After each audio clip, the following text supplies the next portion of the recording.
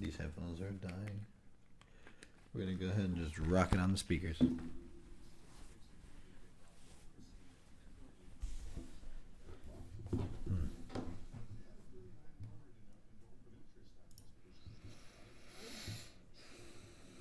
All right.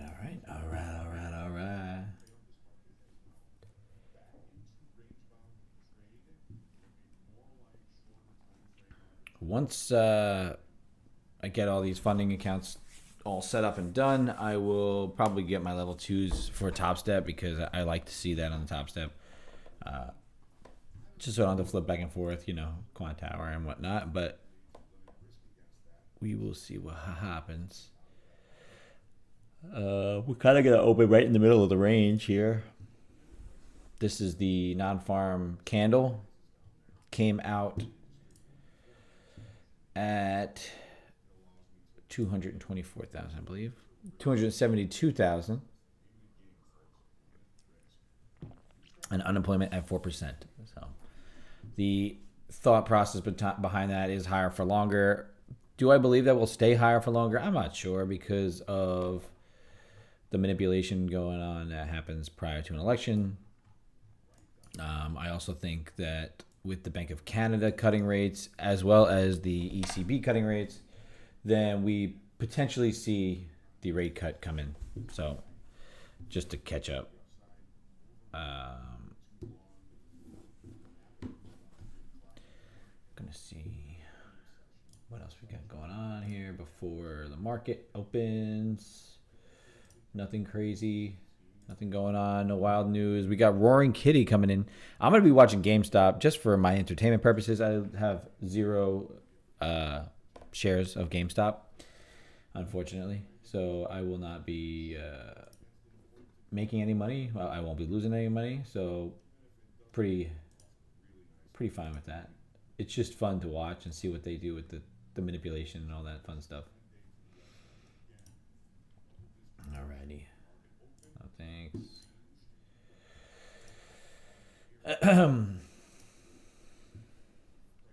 I mentioned that all-time highs come in this week. Clearly it happened. Kind of what you're seeing here. Oh, this is not even correct. The count. That's the right one. I do have the 1XFA. I am not going to be trading this week at all. I'm going to let it marinate a little bit. I'm really kind of just being a little bit aggressive on some of these combines, trying to see if I could get myself at least. I want to try and get 3 of them maybe by the end of next week. As I mentioned, my stream's going to be a little wonky. Trading's going to be a little wonky because of the work schedule. I have some mandatory trainings next week that I have to attend, and the week after that, I'll be on the charts at least 1 or 2 days. And my family is going to be in town. They use my office as a bedroom, so they'll be here for a week. So I will not be on that week streaming. Take the week, focus on the kids' birthday and all that fun stuff. So I'm going to post my schedule on Instagram. So if you don't follow me on Instagram, follow @PolicingPips, same name. Also follow me on Twitter. Same deal. I'll start to post my schedule on there as well, just because I feel like some people have Twitter. And then Day Trading Coffee Co. Follow it over there. I do put announcements and stuff in the company website. We do have 5 minutes till open here. I wouldn't be surprised if GME does give a big bounce into the 12 o'clock. I'm not sure if it's 12 o'clock Eastern, Central, what time he is. I'm thinking it's Eastern time. So probably 11 o'clock right as we're here. Let's see. Wall Street Bets tweets.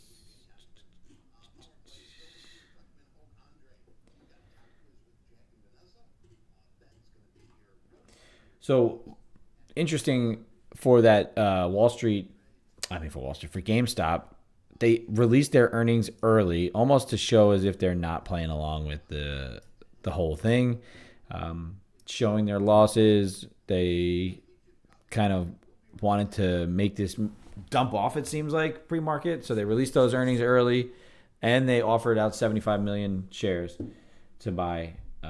So that's interesting as well, to maybe sell it to the hedgies.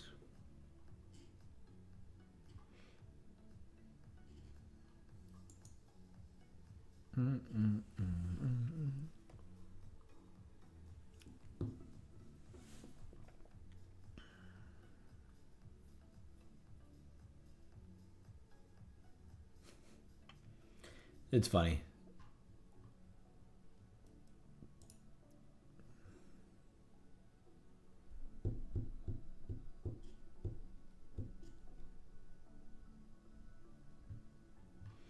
Funny stuff.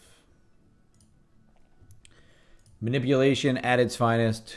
For them to offer up 75 million shares, and he happens to have a big enough position to exercise how many? I don't even know how many shares he's got for his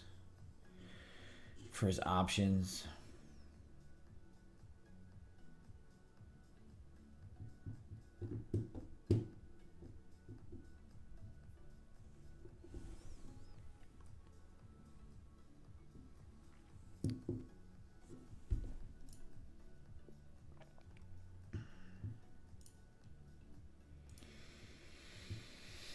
Alrighty, so the previous day low is right here. Previous all-time highs are right here. This pullback is interesting. I would like to see what happens around some of the chop from yesterday.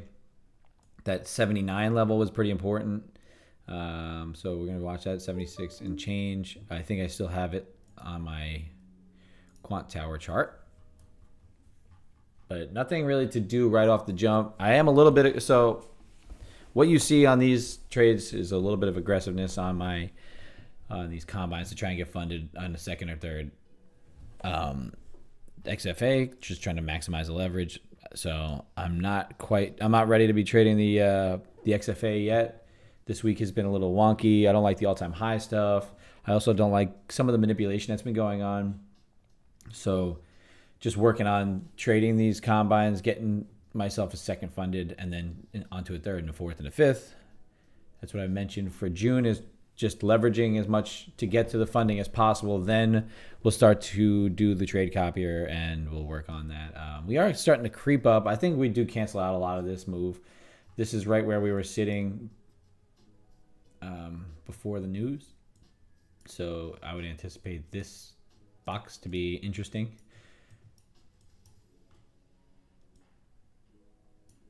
If you traded that number, you probably got whipped around.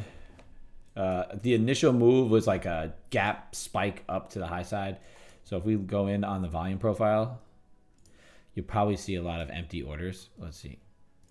So a lot of ones and twos, and then big gaps. You can see right here. So if you look at my screen, this is what happens when you do a gap like that, when you play that number, right? It gaps over all of these levels. So let's say you had an order sitting here, especially in a sim environment, you're going to get jumped over, probably won't get filled. You'll get slipped and filled at one of these spots where there's actually an execution. So, you're losing out on a ton of, profit potential, but also just there's no orders, there's no executions there. 1, 1, 1, 3, 60 at 130. So there was some size sitting there.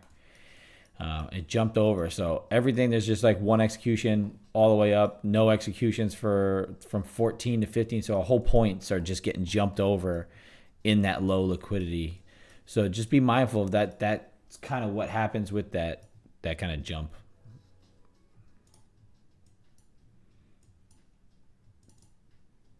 Alrighty, about 40 seconds till the market opens. Let's see what happens here. Let's see what happens to GameStop. Let's see what happens to the NQ. Do we rip and rock? Do we roll over? What do we do here? We're going to wait and see.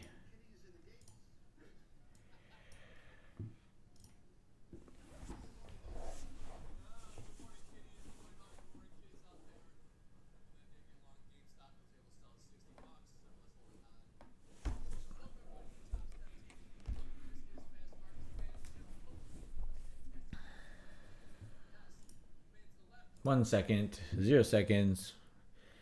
Immediate sell off right into that 2150 level, previous all time high. GameStop's not doing much of nothing. There it goes, down, dancing around a bit.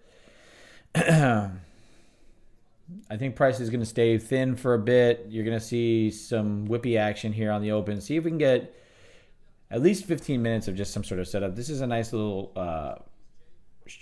We sold off, we pulled back right into VWAP. You got this rising trend line here that potentially could just be getting cracked now. So could rotate all the way down back to overnight lows. If we get back into these overnight lows, I expect a liquidity sweep into this purple zone. Failed that sweep and then rotate back to highs. There goes GME upside.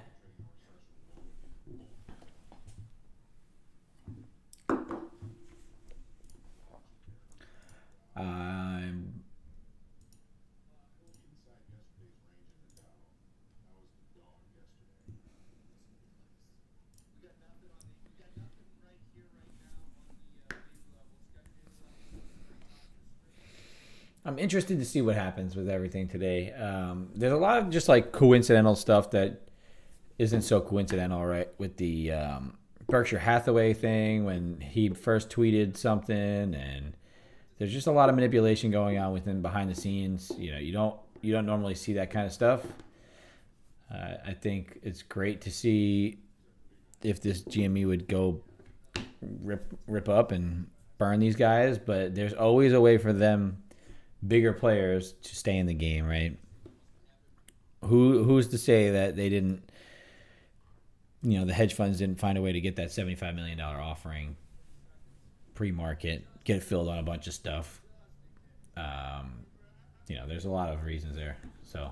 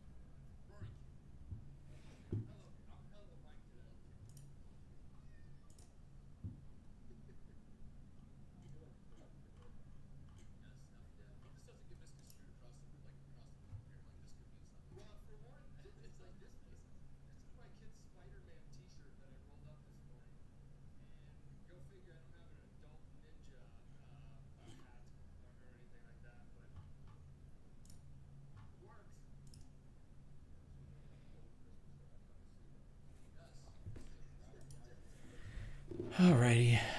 Muted price action for the moment. I do think that we get down a little bit. I think GameStop pumps a little soon. Running into 12 o'clock, I would be very interested to see what happens.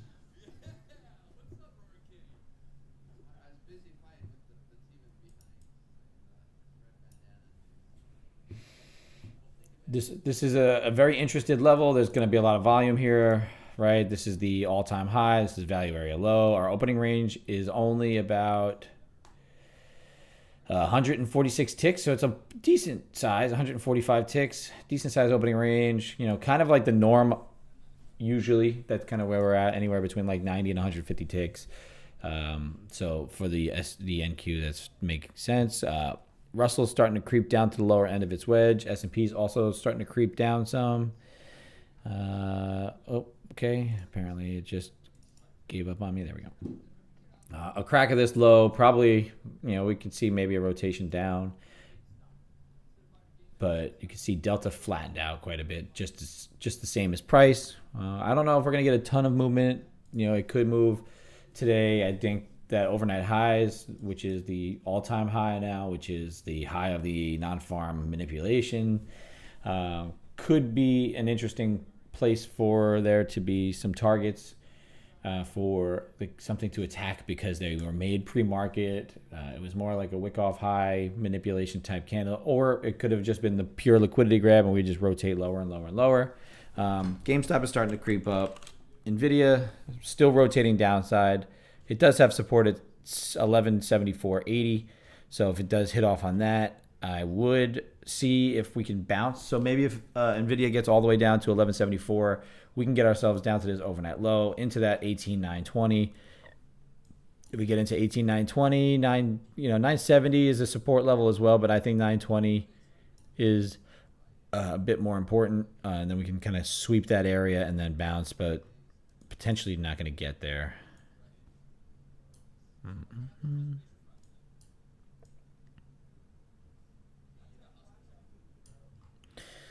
We just bounced off a trend line. Maybe 970 is the key level here.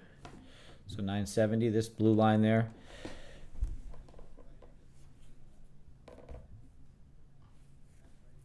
Give price a chance to dance around a bit.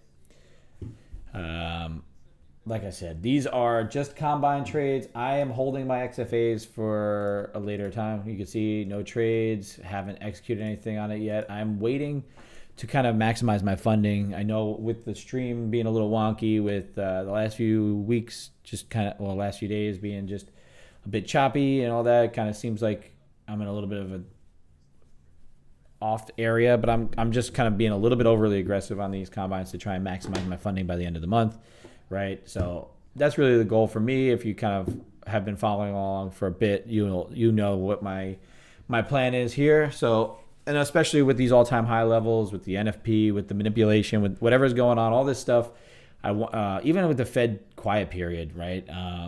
People just speculate so much, and into these all-time highs, I don't have the best all-time high strategies, so that doesn't really help out.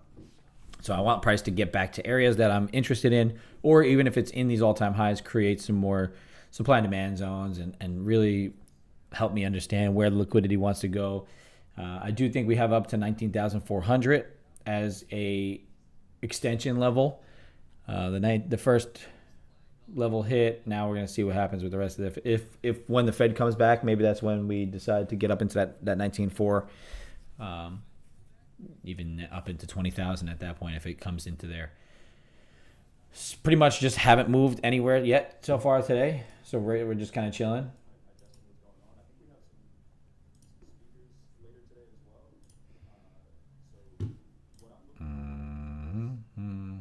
Oh, Fed Cook is speaking, even though it was a quiet period. I don't know who that is, but they're going to be off when I'm off the screen. I do like the idea of being patient, letting things kind of play out here. Sort of manipulated on that, right? Delta trying to make lows, price creeping up.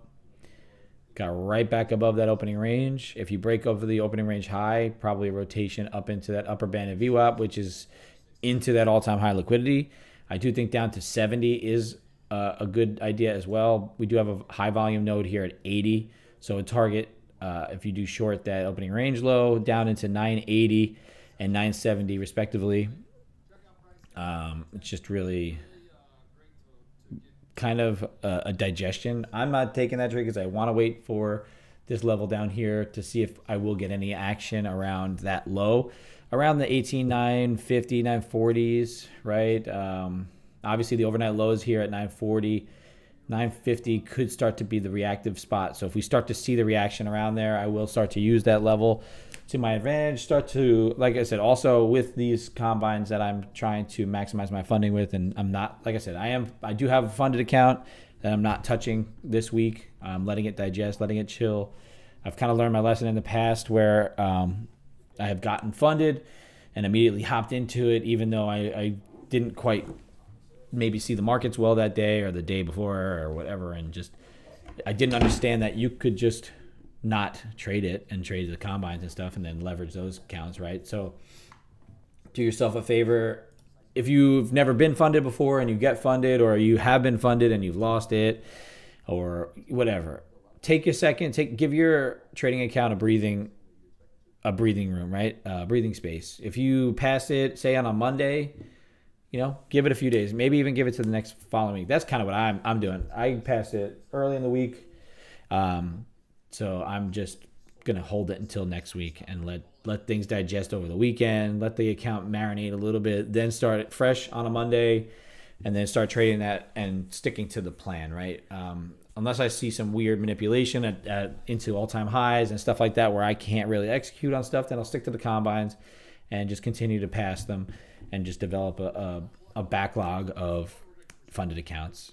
And that's really the goal, right? To kind of just continue to get all these accounts, have them in the wake and waiting in the winds, and then be able to use them and then burn them if I get to a point where I take a payout and it gets to a point where it's not tradable, then just have another one in there ready to go. So that's what I'm looking to do. So if you'd see me trading a little bit differently in these few days or this, today, early next week, it's because I'm trying to I'm working on certain newer, front running some of these strategies because market conditions have been changing. I haven't been quite getting to overnight lows, quite getting overnight highs, and my setup gets in, and then it plays out, and I miss it, then I wait, and then it kind of hasn't played out good that way, right? So in the combines that I'm trying to pass aggressively, I'm going to front run entries. I'm going to do stuff that normally I might not do in my funded accounts with the patience as far as that's concerned. So it will work. There is if it gets to a certain level, wholesale inventories at 9. Okay. Yeah, we're going to just wait and see what happens here. Let's see what NVIDIA is just middle of the range. GameStop is starting its pump. There it goes. Up to 44.01 from 35. The low of this morning in pre-market was 35.04. We're already up to 44. So we've squeezed up, jumped over 40 into 44. The squeeze is on. Buying is coming in. Just there we go. Gotta love the entertainment sport. Did it halt? I don't see any movement. I think it halted at 44.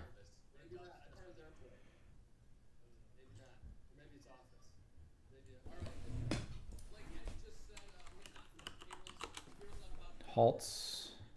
GME halts for the second time.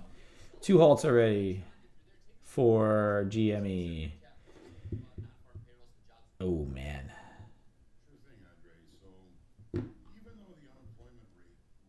Yeah. Second halt. That probably leads to... The second halt's 5 minutes, I believe. Halts. Let's see. T3 halts. Trade halts. Current. AMC halted for code M. Volatility halt. GME halted. Volatility halt. No resumption time. If you want to know how to see halts, you can go to this here, and I will give that to you. Trading halts, if you are not familiar with what they are, it's a volatility protection for stocks in the stock market. They have rules. If it goes up X percent, and then there's a buy or sell limit orders, limit up, limit down orders. It's a certain percentage away. I forget the exact percentage. I took my Series 57 and I forgot some of the information already. So I haven't been trading equities for some time, so I haven't really paid too much attention to the halts. But GME, like I said, GME and AMC both halted to the upside. Halt time 9:39 for GME, so 9:39.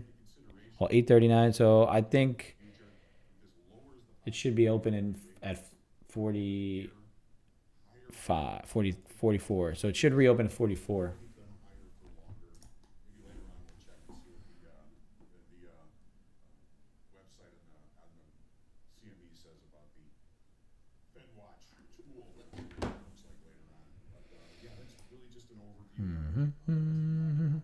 This is where I see the halts.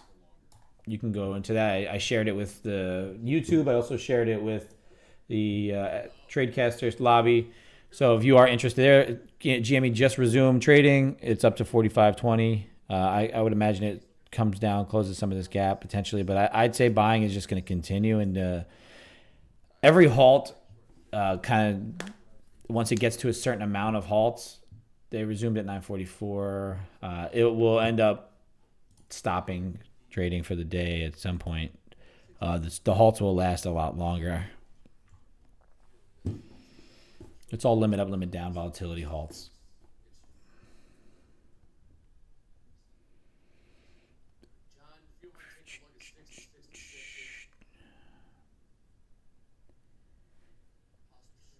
I would not be afraid to be.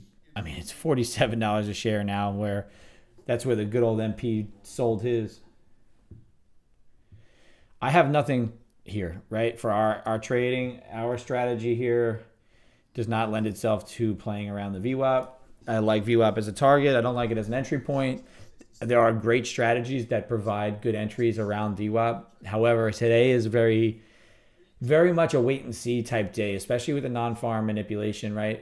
You have it right here. This whole candle there is that non-farm number. I showed you the lack of liquidity that displayed here. When this number hit, the price immediately jumped to like here and then jumped up to here. And then immediately it was less than, a second where it jumped up and then it was immediately pushing back down. If you waited long enough for that first pop up and then shorted below here, you were able to make good money on it, and then the liquidity was a little bit cleaner. You weren't going to get slipped as much, but it was dancing around quite a bit before it hit that dump. So this up here, I showed that it had a lack of liquidity. Orders were kind of jumpy, all that fun stuff. And then we sold, and now we're just kind of grinding back up. We're into the VWAP. We're at previous all-time high breakout point. We're at the previous day low. So we're holding in yesterday's range slightly. I would anticipate that we get either into this overnight high or the overnight low. Right now, I'm expecting kind of some more upside on this. GameStop pulling back a bit, cleaning up that gap that happened on the limit on the halt.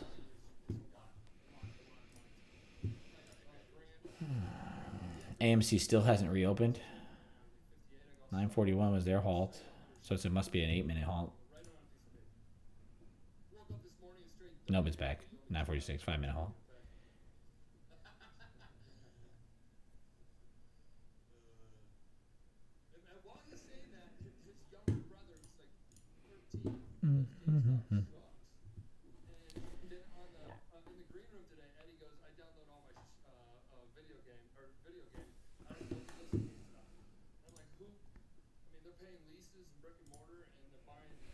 This is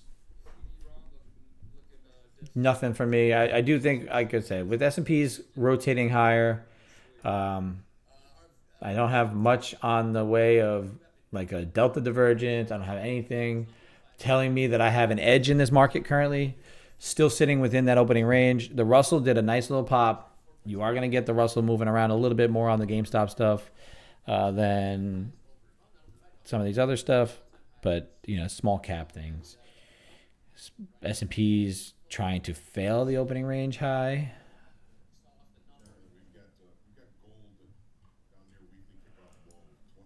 Oh, wow. Let's see if we could start executing on other stuff. Crude oil. Crude oil sitting up higher, although it did have a glut. We do have inventory on the Baker Hughes rig counts at noon, so that could be interesting for oil. I don't know what happened there. Okay.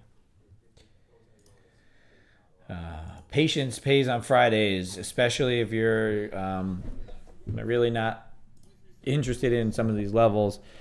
Could just go for a walk, chill. I don't know if GME halted to the downside now. halted to the downside. I think it's just going to be a nonstop back and forth and halt in the halts.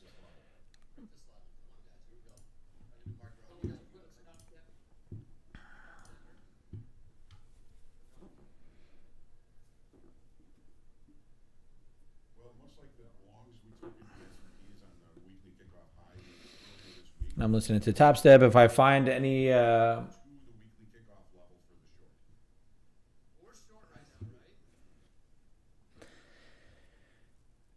like reset codes or anything like that. What's up, Steingrubber? What's going on, dude? I know who it is. I seen you on Instagram liking the pages. How's everything going, dude? You been trading or what?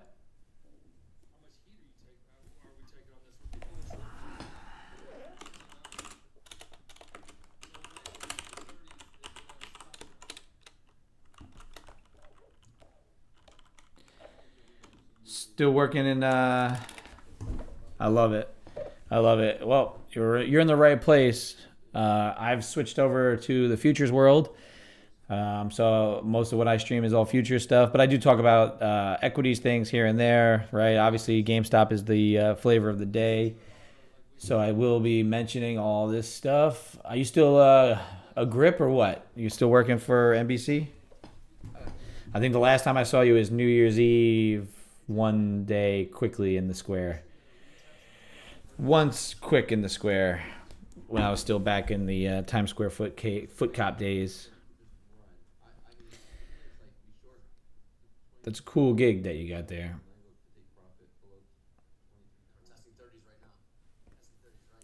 I think GameStop's going to be halted a little longer this time. Usually the volatility halts are 5 minutes, but if it starts to become a chronic issue, they halt a little bit longer. But I don't know if they're going to be able to do that with the GameStop. Today is going to be very interesting.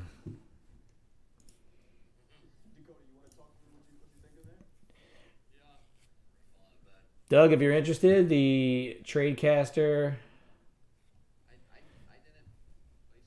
link there, it's all trading all the time. That's a good place to be for, if you want to learn a lot from a lot of different good traders. That's in there as well. So click that link if you want. If not, no big deal.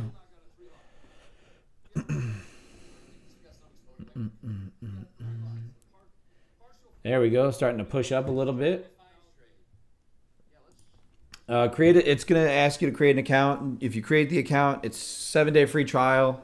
They won't charge you anything. And then once your trial expires, you don't have to pay. You'll still be able to access My Room. You can access a lot of the free content and stuff. But once all that, you'll lose access to a couple paid rooms and stuff like that. So take advantage of the paid rooms while you're not paying for your thing. And then if you find value in it, do whatever you feel is nice for you.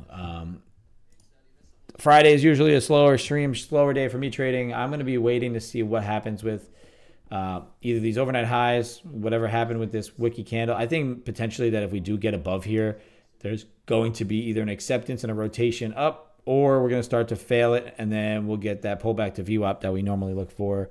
All right, GME has resumed trading, and it's pulled back down a little bit. My guess is with that push of volatility to 47, 48, first halt, second halt, I think that it probably does grab some more liquidity and pushes up higher. I don't think that there's usually with these kind of halting kind of names, you're going to get that squeeze. With whatever happened with that Chinese name, what was it? That was just squeeze, halt, squeeze, halt, squeeze, halt. Ended up being a ridiculous run up.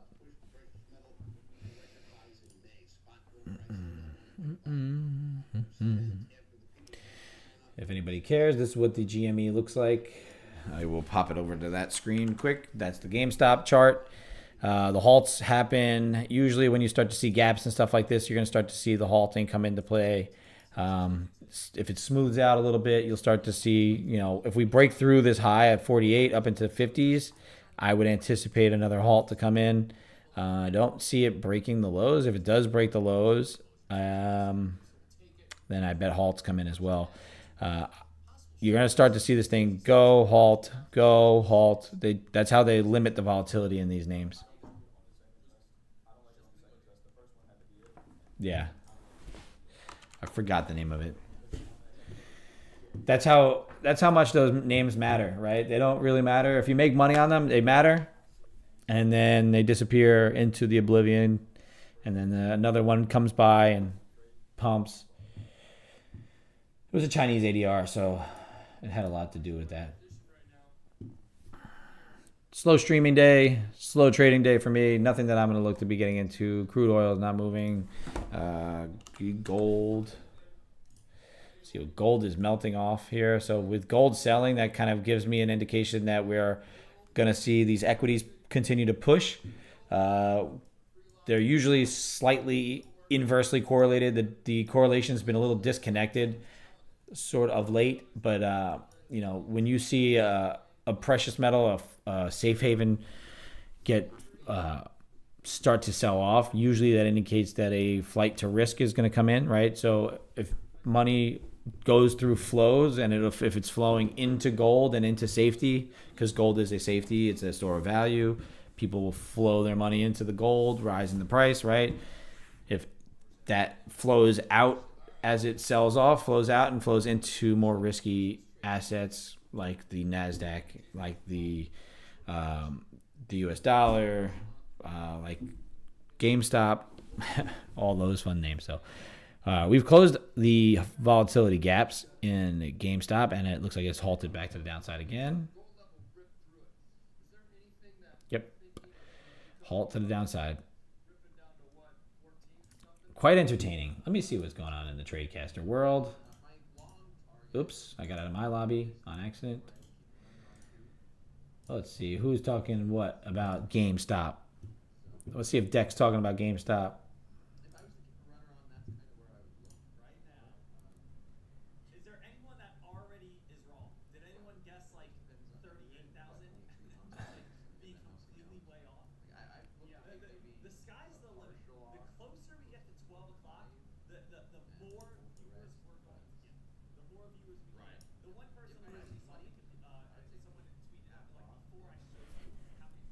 It would almost be fun to just grab one share of GameStop and then just let it do its thing, just to be part of the game, skin in the game kind of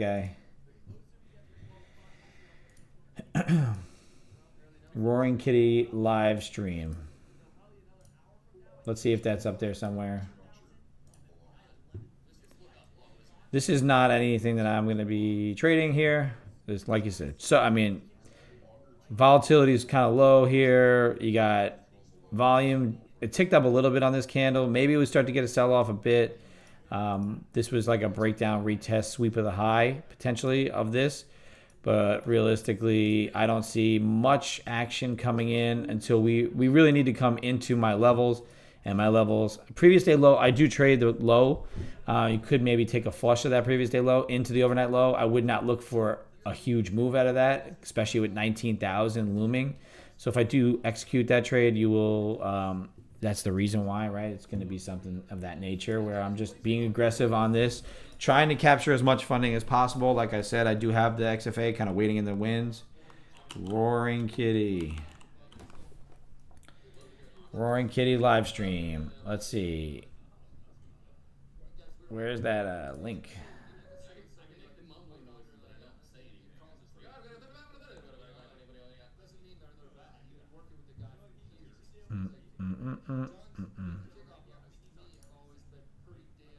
I don't know where his stream is.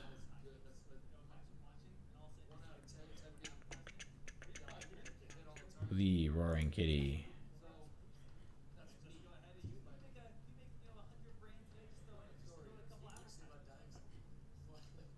June 7, 2024. 42,000 people waiting to watch his video that starts at 11 a.m. Central Time. It is just about 9 o'clock. So there's already...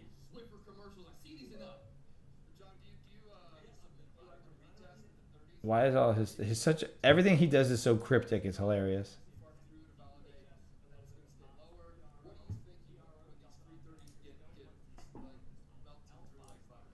This is the Roaring Kitty. This is his waiting page, his lobby for his thing. I'm gonna have it notify me just so I know when he goes live. I think it's gonna go crazy. I mean, it's gonna be wild. It's really going to be wild. Very, very interesting. Super cryptic, right? Everything he posts is very cryptic. He's got a cat here. He's got all these Chinese or Japanese around the cat praising him, and then you got all these meme guys in the back. Just crazy. It's just very interesting to see what everything means. So it's gonna be fun. It's gonna be a fun little day here in the trading world. I'm gonna leave that alone. Let it run around a little bit. It's almost 9 o'clock here. One more minute. We'll see if we get a little flush of this previous day low. I may take it. Just like I said, just as a try to, this is the combines. We're going to be a little aggressive on our levels. This is one of our levels here, previous day lows. Usually if we can crack through a previous day low, we can rotate to the overnight lows. Gold is starting to catch a little bit of a bid. So with gold catching a slight bid, flight out of safety, right? The inverse correlation could be on. I would imagine that GameStop resumes trading at 9. So there it goes. It's resumed. And it's 9 a.m. Let's see if we get a stop sell down here. I'll give it one shot there. Let's see what's happening on NVIDIA. The NVIDIA selling pressure is coming in a little.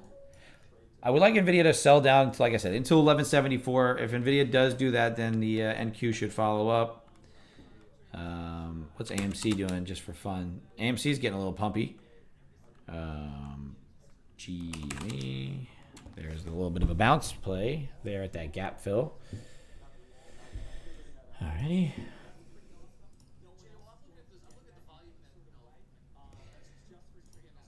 Really just nothing doing here. Tons of just chop, waiting and seeing. Maybe the NASDAQ's waiting for the Roaring Kitty. Maybe we're going to be connected to GameStop today. Doubt it. But it's fun to speculate.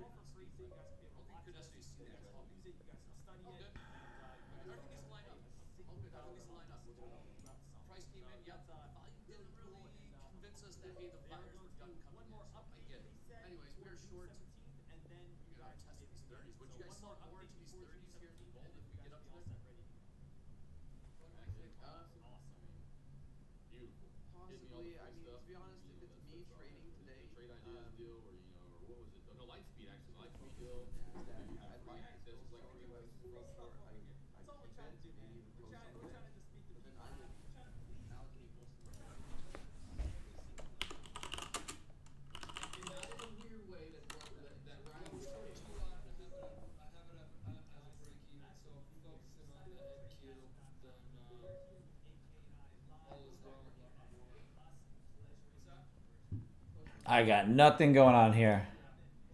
Hopefully everybody that is on the stream is kind of just chilling, hanging out. I just need to just chill, wait. Another downside halt for GME.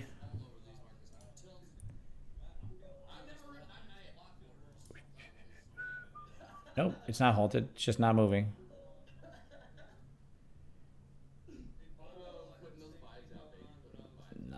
Yeah, it definitely halted. I just think it didn't populate here yet.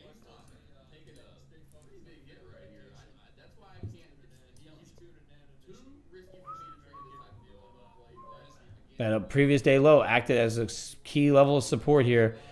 If it does end up giving up, that would be a good indication for us to rotate down to overnight lows. And then I would be able to, overnight lows being post non-farm lows, really. That was the nice flush. But we did see, like I said, down to 970 was a good area for a bounce. And obviously that's what happened here. It kind of flushed that 970, came back to it, sat on it, and is bouncing. So I'm not too convinced that a heavy downside pressure does come in. Like I said, with that 19,000 looming below, I think maybe we do wick below that 19,000, get into this level here. I'm going to be quick to trail it. This is it. Like I said, this is a combine that I am willing to kind of be a little bit more aggressive with some of these levels.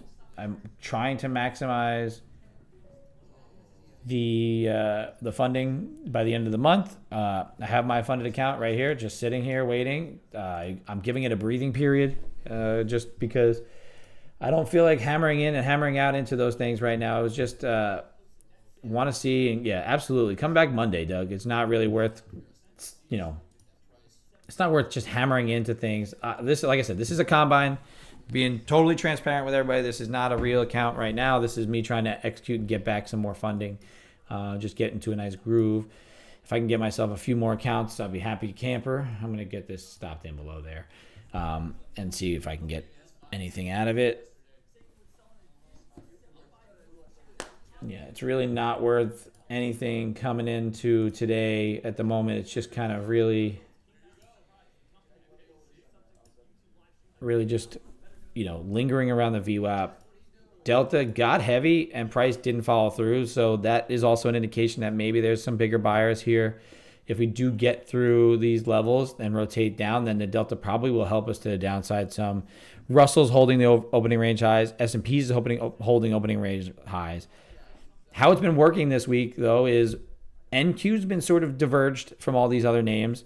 So NQ has held lower than these other indexes. So at this time, if any of these other indexes start to sell off, the NQ will go and get heavy with it. But if these other names just continue to step up, then the NQ maybe just has to catch up. And that's kind of where the thinking is with this right now. So that's kind of where I'm at with everything.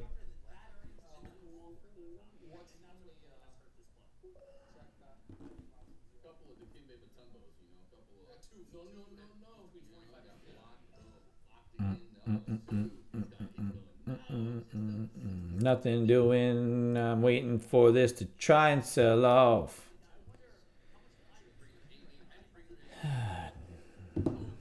Gold. Top Step account is short gold. So them being short gold is looking long on the NASDAQ as an idea here. This is choppy, crappy price action to be trading, but also does look like a chance to grab liquidity and bounce and all that fun stuff.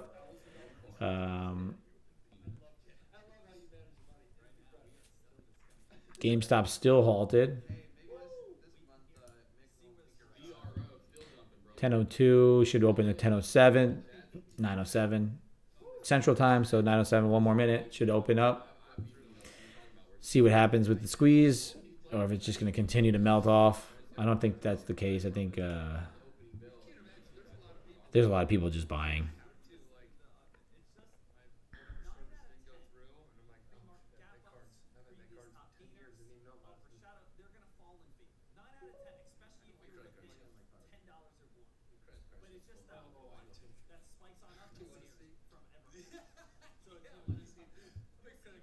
Gold short still. NQ still pushing up on this opening range high here. The opening range high, very, very reactive right now. You can see all this liquidity trying to be grabbed. A melt of this kind of downtrend here probably gives you a nice little crack. I would be cautious of this 19,005 level. So I am going to be short through the previous day low. However, it is just it's almost like just a cheap trade shot at a setup that I normally wouldn't be taking on any sort of funded account. But like I said, we are in a combine here. We are trying to be a little bit aggressive on these shorts or any trade that I take here, right, for this to be a good trade. So let's see what we got going here.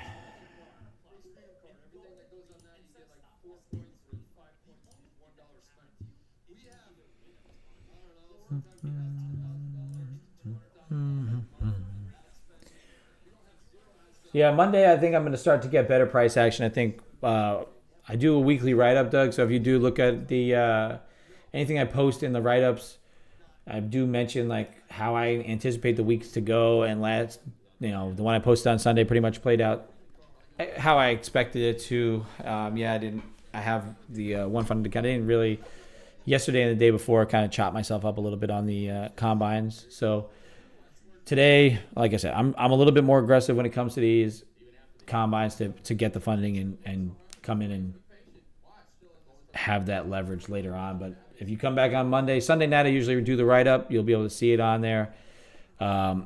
It'll give you kind of an outlook of certain levels for the week, give you what's anticipated as far as news, what kind of week you're going to probably have. Is it going to be an inside week? Is it going to be some sort of expansive week?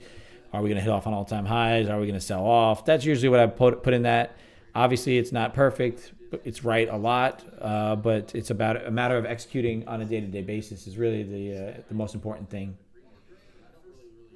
I've got a lot of chatting going on in the background. Just be mindful with that.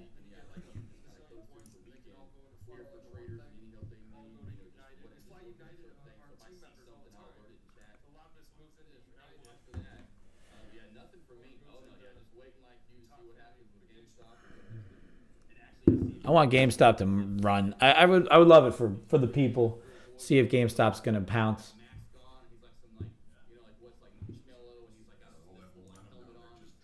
Friday. Got nothing going on a Friday. Anybody interested while we're here and quiet? I have a partnership with Lightspeed. So Day Trading Coffee Co. and Lightspeed have partnered up to give you the top of the line broker, my opinion, one of the better brokers in the market, giving us great offer here. Normally they require you to have 10K in equity to open an account. They'll let you open an account with our code for 5K. So Doug, if you don't have a broker and you're looking for the best in the game for day trading, there's that one right there. Lightspeed Trader. If you use code coffee, you got 5K. You get all these good benefits here. Some of the best commission rates on shares, on options. You can see here, when I was trading professionally with T3, this is the platform that I used. I used the Lightspeed platform. I used also Sterling, which Lightspeed owns. So these are some of the best fills. You're going to get great locates on shorts.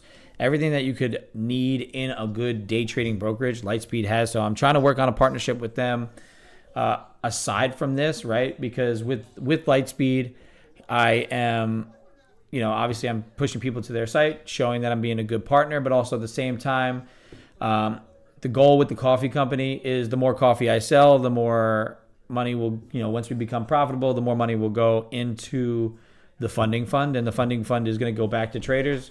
So when I get enough profits, I'm going to try and dump a cash account into somebody who's deserving and who can prove that maybe that what they need is that one little step is that funded account, right? And, there'll be a little bit of a vetting process. You're not going to just be able to get a $10,000 account or something, whatever I'm going to decide to give out when the time comes, and you're just going to get it and take the money out and do whatever. So let's see what happens with how we do and with our profits. And like I said, Lightspeed is going to be our direct partner with that for now.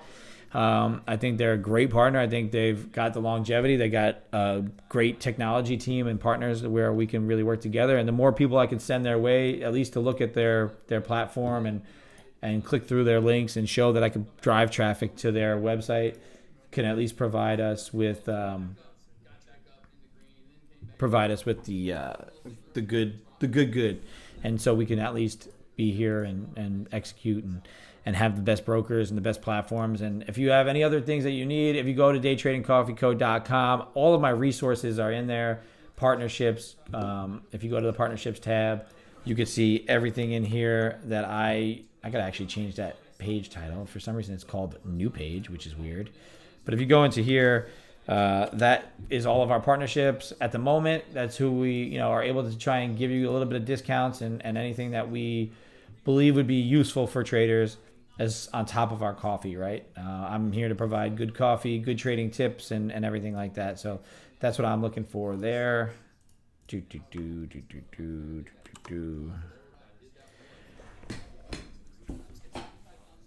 Thank you, sir. Thank you. Yeah, so daytradingcoffeeco.com. And obviously, like I said, we partner with Lightspeed. They are the top of the line, and we are trying to be only partnering with the best. So I'm going to guess that this just chops around here. We just got a large size fill at 40 on the bid. So a decent amount of people got filled there, or one larger buyer got filled there on the time and sales at 40. So be thinking about what that means in terms of liquidity, right? They hit the bid, they're looking to buy. larger size. Not sure what their intentions are. Maybe they're looking to rip this up to the high side, or they're getting filled on liquidity and trying to get short. So we're going to see what happens with that.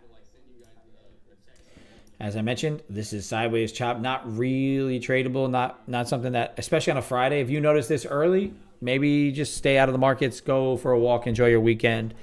If all your trading is NQ, then do that for yourself. I don't trade. I'm going to start to look, like I said, once I maximize the funding, right? If I can grab myself having, 5 accounts or so, 5 XFAs going into the end of the month, that's the goal. If I start to do that, then I'm going to start to maybe, if I have, let's say I have 5 XFAs, I'm going to get another combine and start to trade something else. Maybe either it's going to be the gold or oil. I'm going to start to include some of these other indexes into my portfolio and my strategy, just to give myself another opportunity, like on a day like today where this doesn't quite lead to a great trade opportunity. Yes, I have a stop order in here just in case it decides to give you a hard melt for some reason. Otherwise, I think we're going to be we're kind of just going to be manipulating around a bit.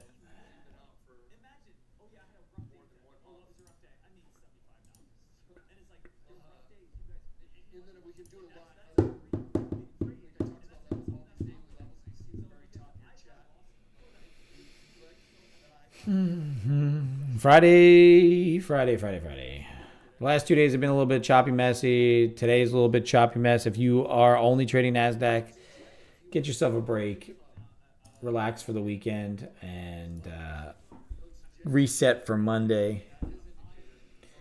Just a bunch of nothingness for me. No executions. We're not at our level. If we do give up this overnight, this previous day low, I think with that size that was filled, there is some sort of, this could be the right timing on it.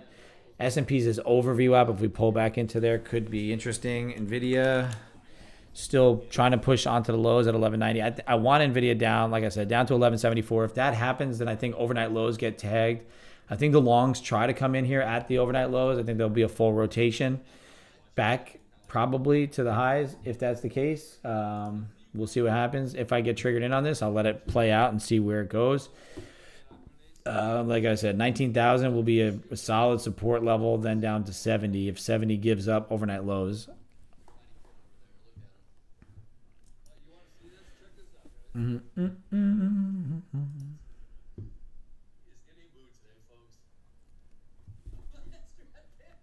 NVIDIA grabbing a bid.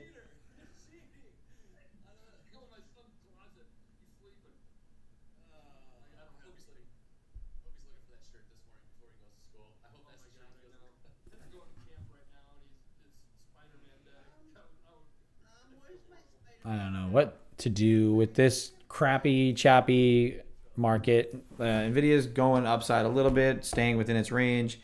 AMC, let's see what they're doing with that. Nothing really at 550. AMC is just chilling. GME. GME still rolling over. There's that pump in NVIDIA. I mean in NQ.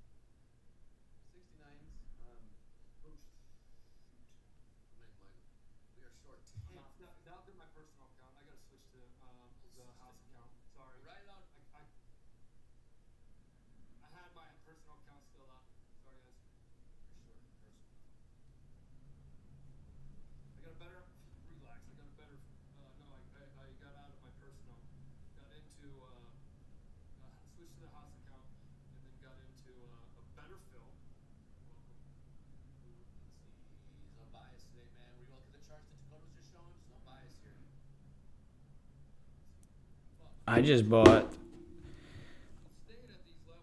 2 shares of AMC because I only had a couple bucks in my little brokerage account that it was like fuck around account. So I want to see if GME gives a little pop to AMC, and that'll just be a fun little part of my Friday here, just for fun. I'm not worried about $10.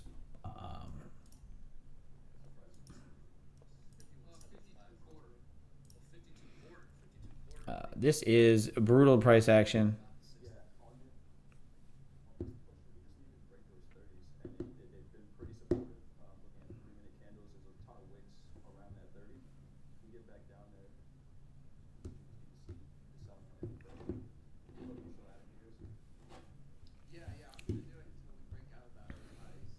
GameStop breaking the lows. People selling, selling, selling, selling, selling. Let's see if there's a floor here at 35. What's his face? His calls are at $20, so it doesn't even matter. He's in the money, dude. Obviously, these ripping. I think come into noon, that rip keeps coming. I'm gonna get rid of this because that doesn't matter anymore. That was just in case it did want to give up right then and there. I have no trade ideas until realistically, we need to get back into this purple zone here for there to be like some semblance of an idea of this would have been the pre-market high if it wasn't for the non-farm. So the high end here, 19,100, would interest me for shorts. Still just not really doing much.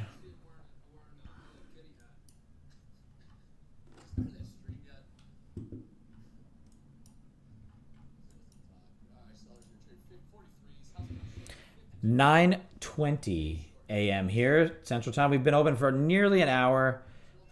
Just kind of chilling. NASDAQ shorts from here.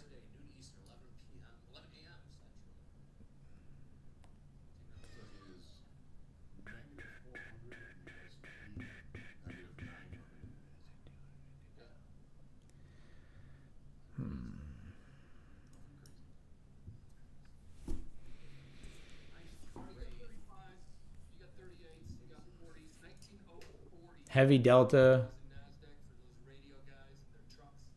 sitting at the opening range high.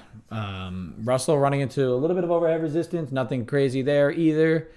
Nothing has recovered the entire non-farm move, but we are grinding up higher, and S&P does seem like it wants to get there. 53.66.75.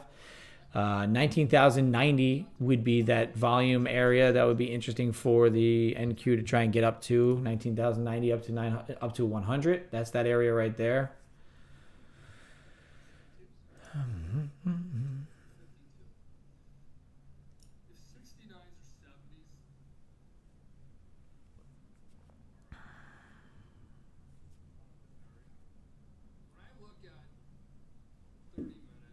See what the Twitter world is talking about. Nothing so far that I see. GME, AMC trending.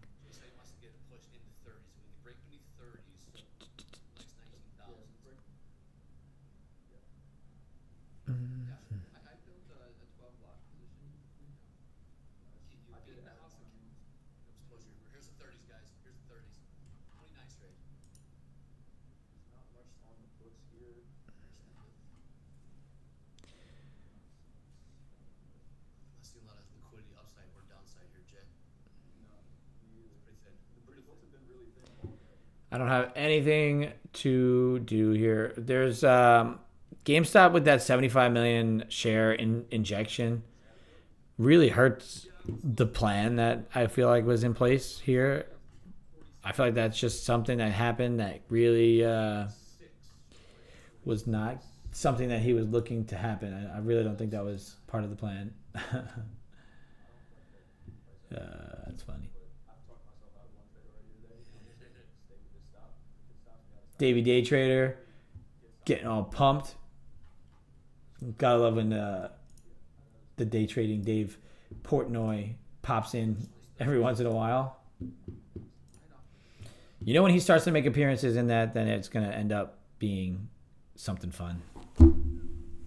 GME just melting.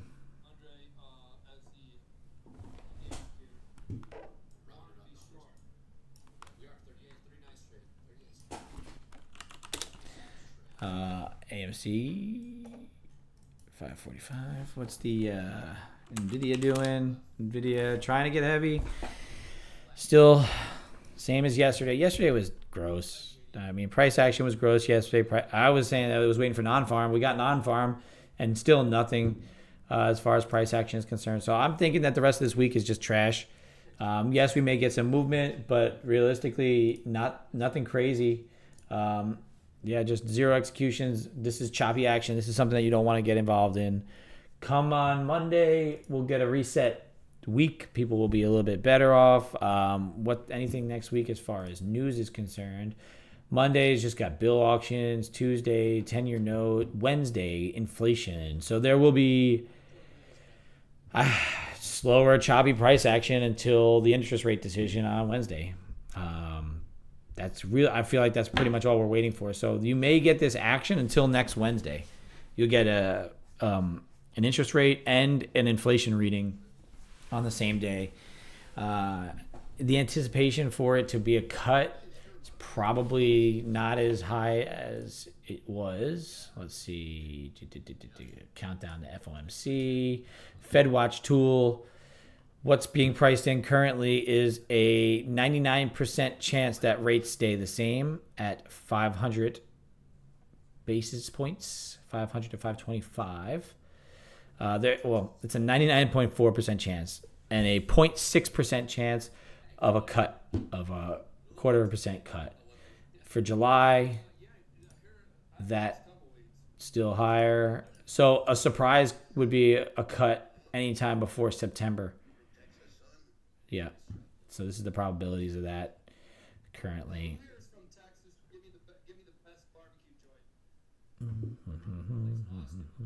5 days till that. So if you need this is the countdown tool, kind of help you price in some of the information that they're getting. FedWatch tool. That's the FedWatch tool. Throw it there. FedWatch tool. In case you were wondering about all that. Nothing doing right now for me trading wise. This is a sideways choppy market.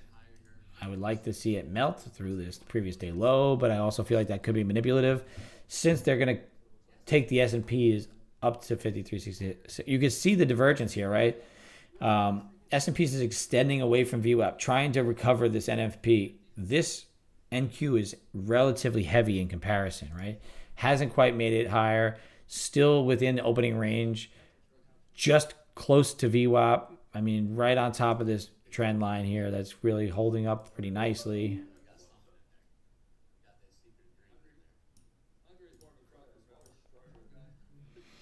You know, in that area there, if you get through VWAP, get through 21, then maybe that gets heavy. And if these other indexes start to catch up, then maybe that's what you get.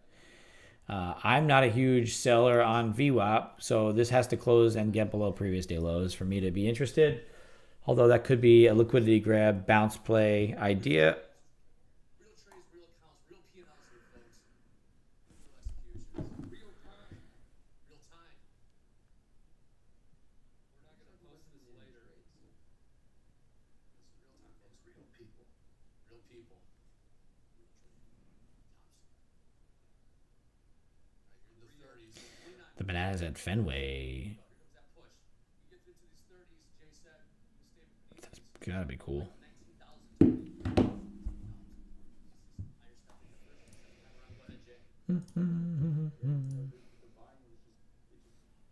Nvidia selling a little bit, but I don't think it's going to be a convicted selling.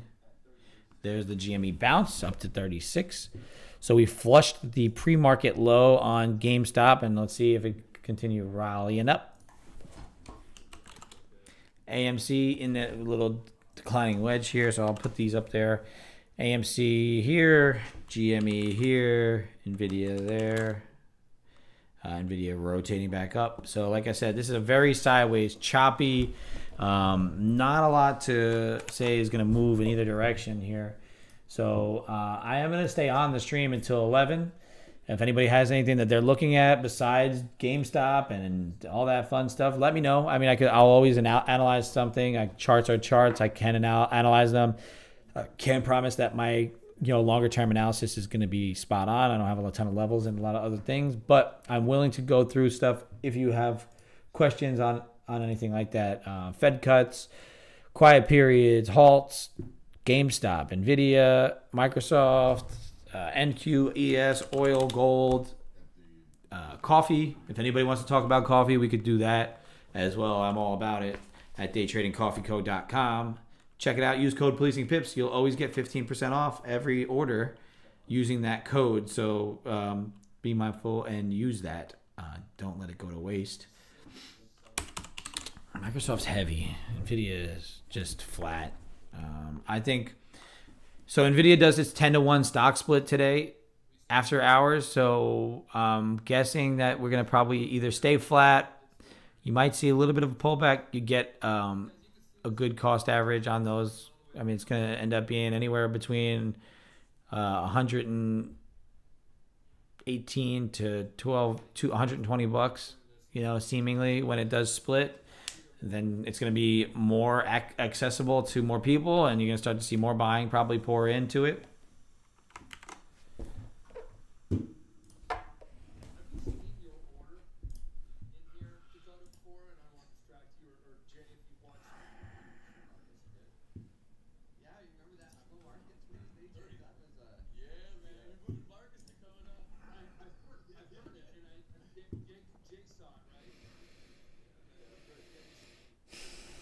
This is, I mean, I really want to hit a button, but there's no reason to hit buttons right now until maybe we get below this previous day low and accept, but we need some help from other things.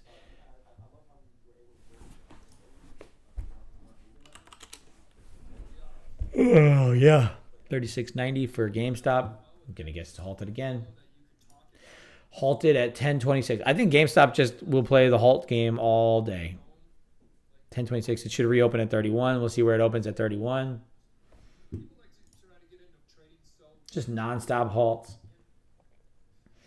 There's currently 60,000 people waiting in the Roaring Kitty live stream that starts in about an hour and a half.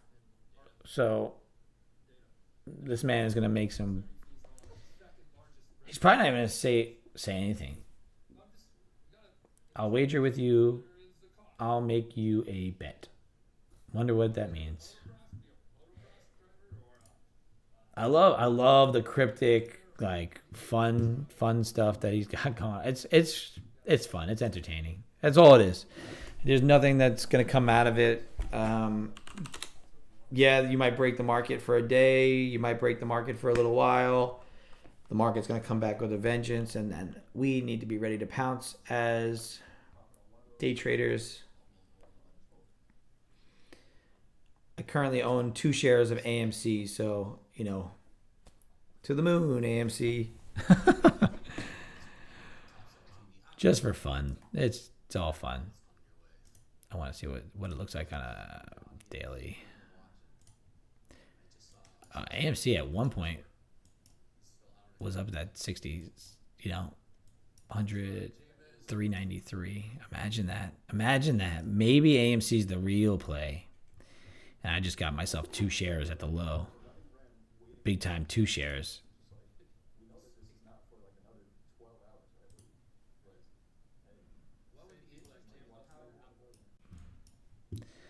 AMC, GME.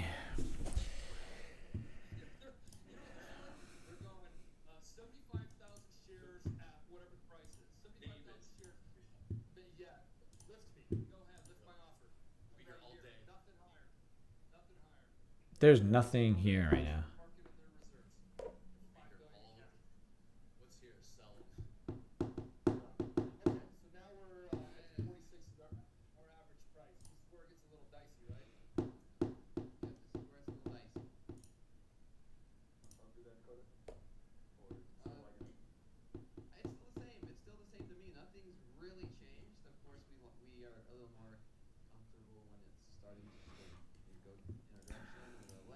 Sorry for the uneventful Friday, but it's all leading into the GameStop event of the year.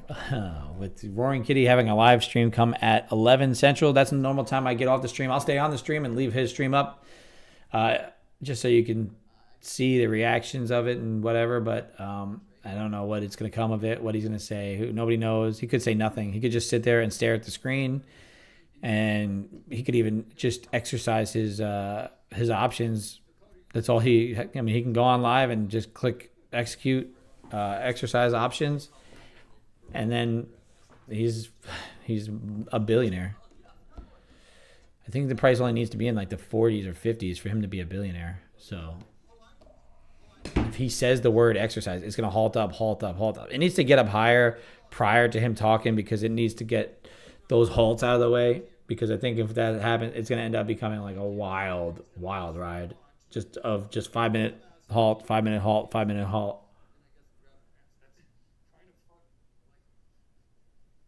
I would like to know what the volume is currently in GameStop. And, AONNC is also living up.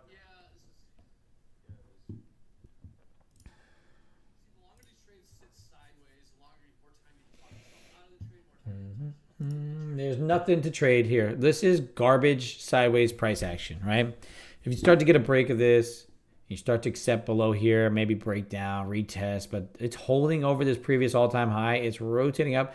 I wouldn't be interested in shorts until we get up over that 100, potentially even up into that overnight high, which is the wick off high.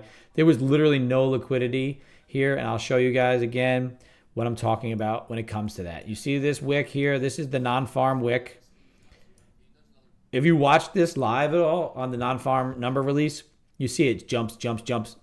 It literally just went up, down, and then bang. Like in less than a second, it was up here, down here, up here again, down here, and then it started to sell. So if you were in it, you got whipped around and manipulated. If you were in for the long, if you got down, and there's a good chance that you didn't get filled.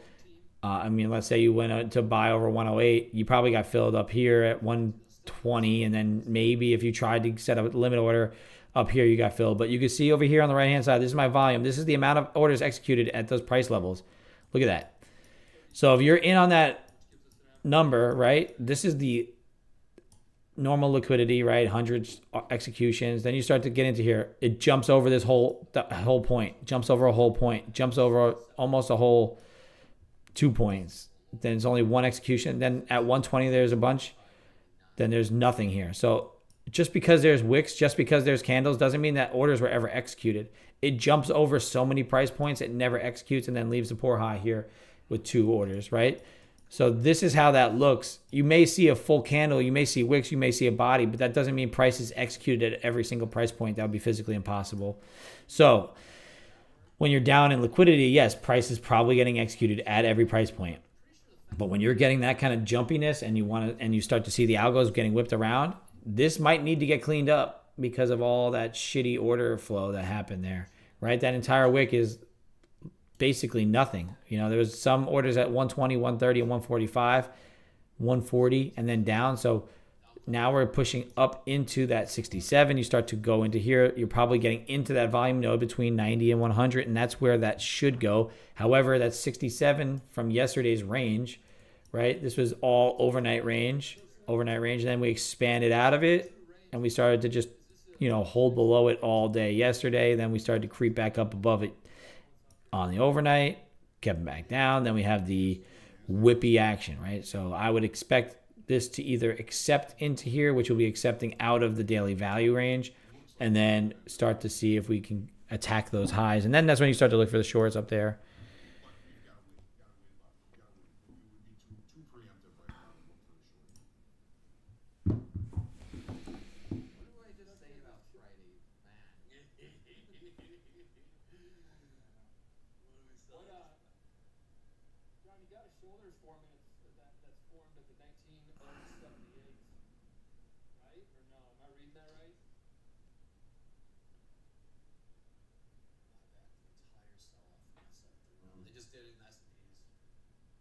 Okay, S&P's recovered the whole sell.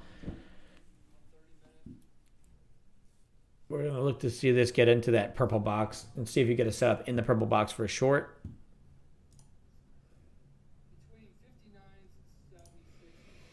The big news is going to be that Roaring Kitty live stream here at 11. This is what he This is the screenshot here. I'm sure people are already trying to decode it and all that fun stuff.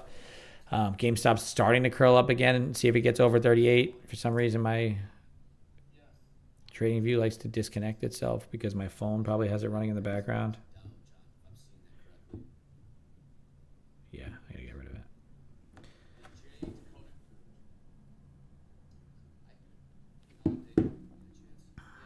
My GameStop, my AMC position is down. Oh gosh, how dare it be down? My average price is $5.54 on AMC. Just like I said, it was a funny two shares on AMC. Since it's $5, I could take 2 shares on it, just to have some fun in this whatever happens, because they're basically connected to each other. Anybody trading GameStop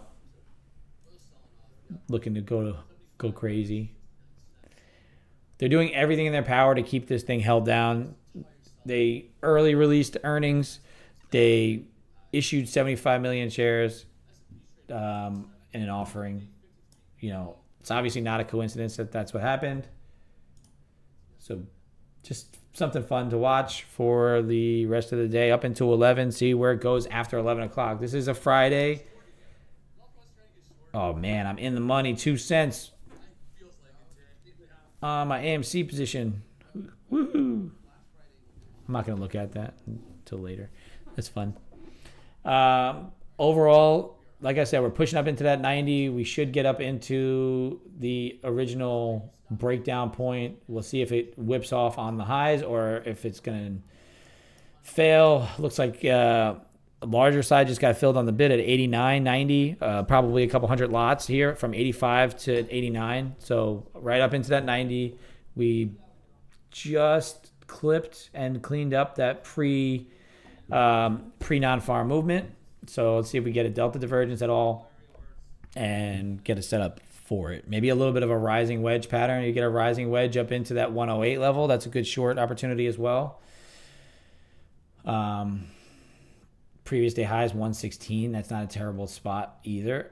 But the overnight high before non-farm was 102. So that's really my ideal area for something to come in.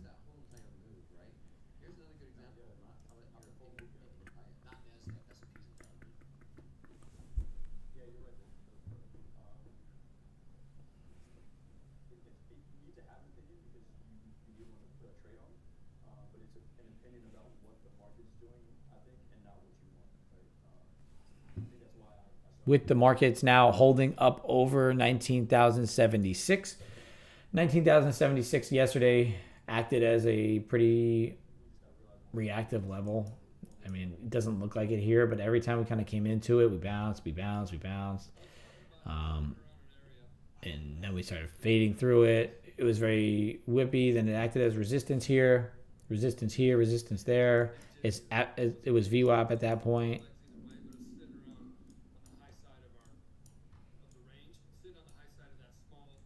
I am going to let it do its thing, wedge out, do something up here. GameStop, the apes are going to be upset with it just lingering here at the open price. That $75 million share offering plus that earnings release kind of gave it to. Give me a second. And breakfast.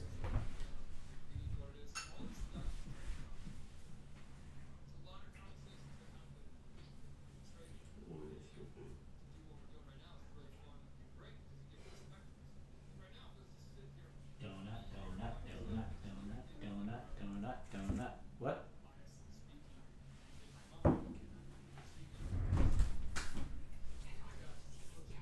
There's no, you can't see it here.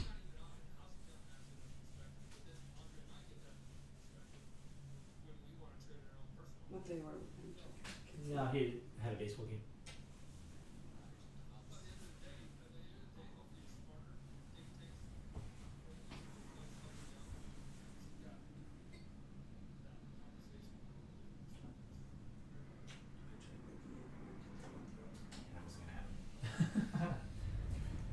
gotta remind me to take those magazines. Yeah, I forgot them yesterday. It's all right. All right, we're in an area of interest at this point. I got my donut. I got my next cup of coffee.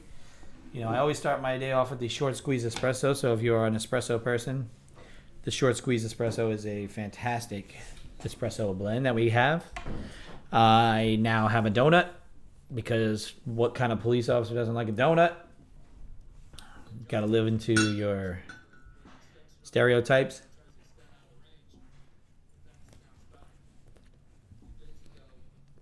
This is where it starts to get interesting for me.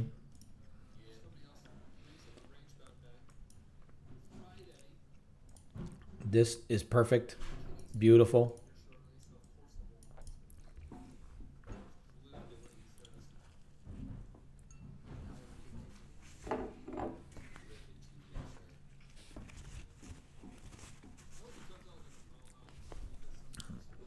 I wouldn't mind if it got all the way up into 108 in this kind of wedging pattern and then started to fail 90.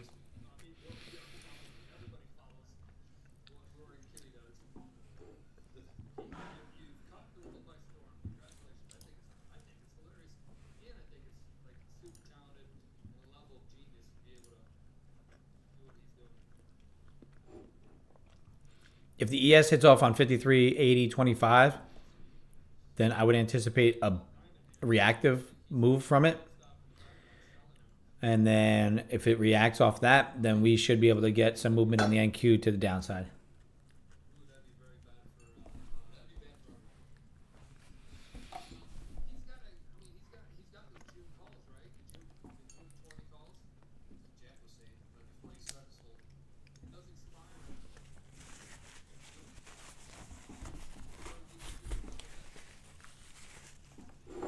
All right, now that I'm fully sugared up, I'm GME just not going anywhere.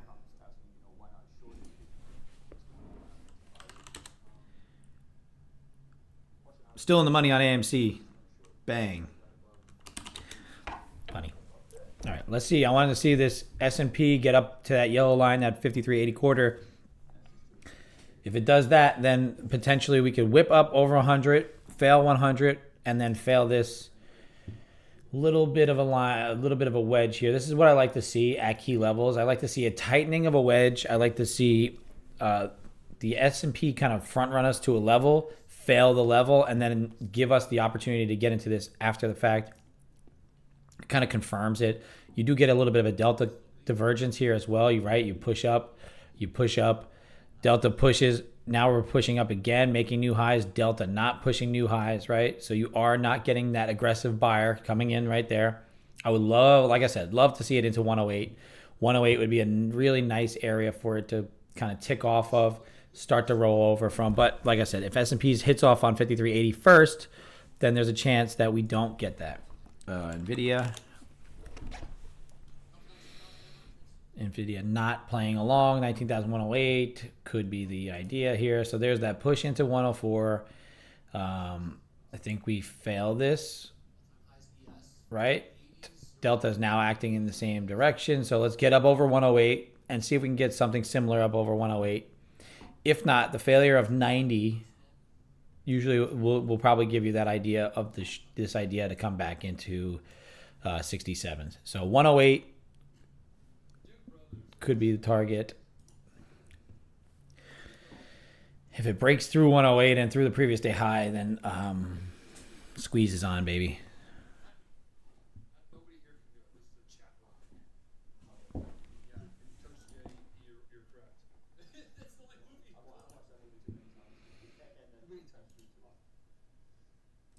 That's where I would like to sell through 90. This should react right here at 53.80 and a quarter, right? If it's going to sell, it's going to wick here and then sell off, and then NQ will follow. So there's that. It pretty much touched it, that high right there. That candle's 53.80 even. I have it at 53.80 quarters. Hell yeah, Doug. Use that code Policing Pips for, you're going to want to do the Scalper's Delight Dark Roast. That's my favorite. I love it. It's the darkest roast we have. I drink that pretty much every day. This is a VWAP Bounce Guatemala. So I got the Guatemala here. I'm not normally a lighter roast person, but this is like a medium roast, slightly darker than light. And it is got some really good flavor notes. So if you are into a lighter roast that has good flavors, then check out the VWAP Bounce Guatemala.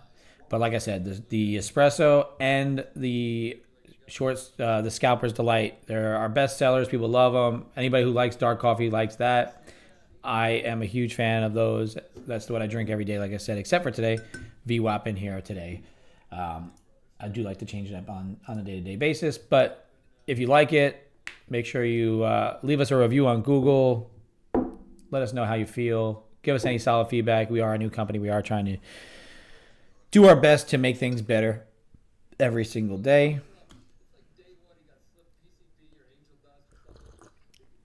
Yes, beautiful. Beautiful thing. NVIDIA curling upside, but not following through. Delta straight up. So now we're up over 108. Maybe we can get an attempt to make this kind of pattern up here, up over that 108 level, and then give us the opportunity to short that. But like I said, through 90 should really be a failure. 108 is a really good short location for me.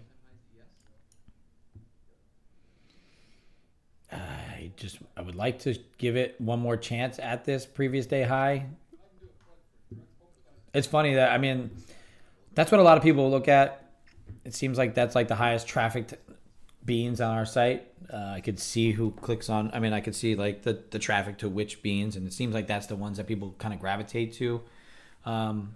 Obviously, I named everything according to the trading community and how it looks, and most of the profiles fit pretty precisely onto how I would expect to trade and the coffee I would like to drink if I was in those types of trading.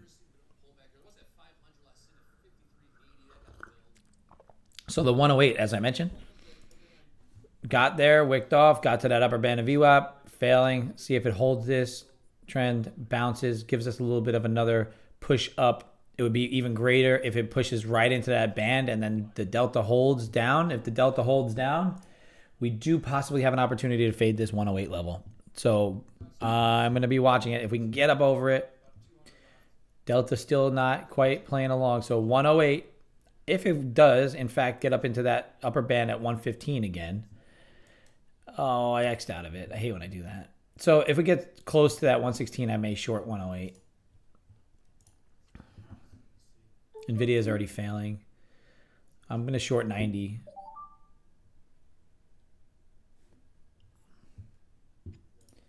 If you like the coffee, spread the word. The more coffee we sell, the more we can give back to the community. That's all I'm trying to do. Obviously, it would be nice to have a profitable company and be able to give back to the traders that buy it and enjoy it and use it as their trading fuel. NVIDIA is selling some. We ran right into that 108 and failed. So that 108 failure is exactly where I wanted to happen. So we're looking at this to now see if it'll creep back up to that 108 after this. If not, 90 fails, then we rotate down. I'm selling 3.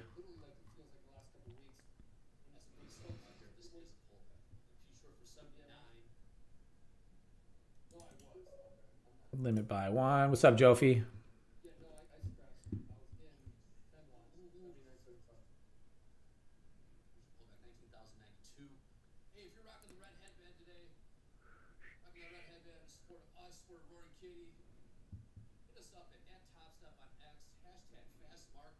See if we can get this to rotate down through our 90 level, like I mentioned. Delta pushing that way. Should crack it. I have a buy order at 80 to see if I can get one off at 80. It seems like it's getting that liquidity right there on that volume node. There's that wick of that 90 level again. Looks like it wants to maybe bounce on us. I really wanted to short the 108, and I didn't quite catch it up there. So we're going to see. I know today's been shitty. I'm only entering one here because I have an opportunity at a level that I think is important. This is that pre-NFP number level right here.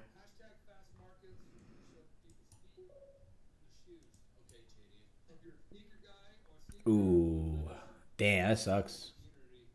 I'm doing the same thing right now. Oh, 3K. Damn. That sucks.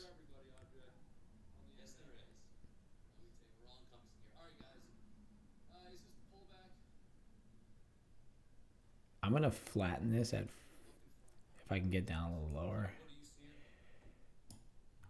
I don't want to risk more than 5 on that. I want to see this get rolled, but I want to get in another entry. So I'm going to take myself out of this if it gets over this level here. And then I'm going to short it again if it goes.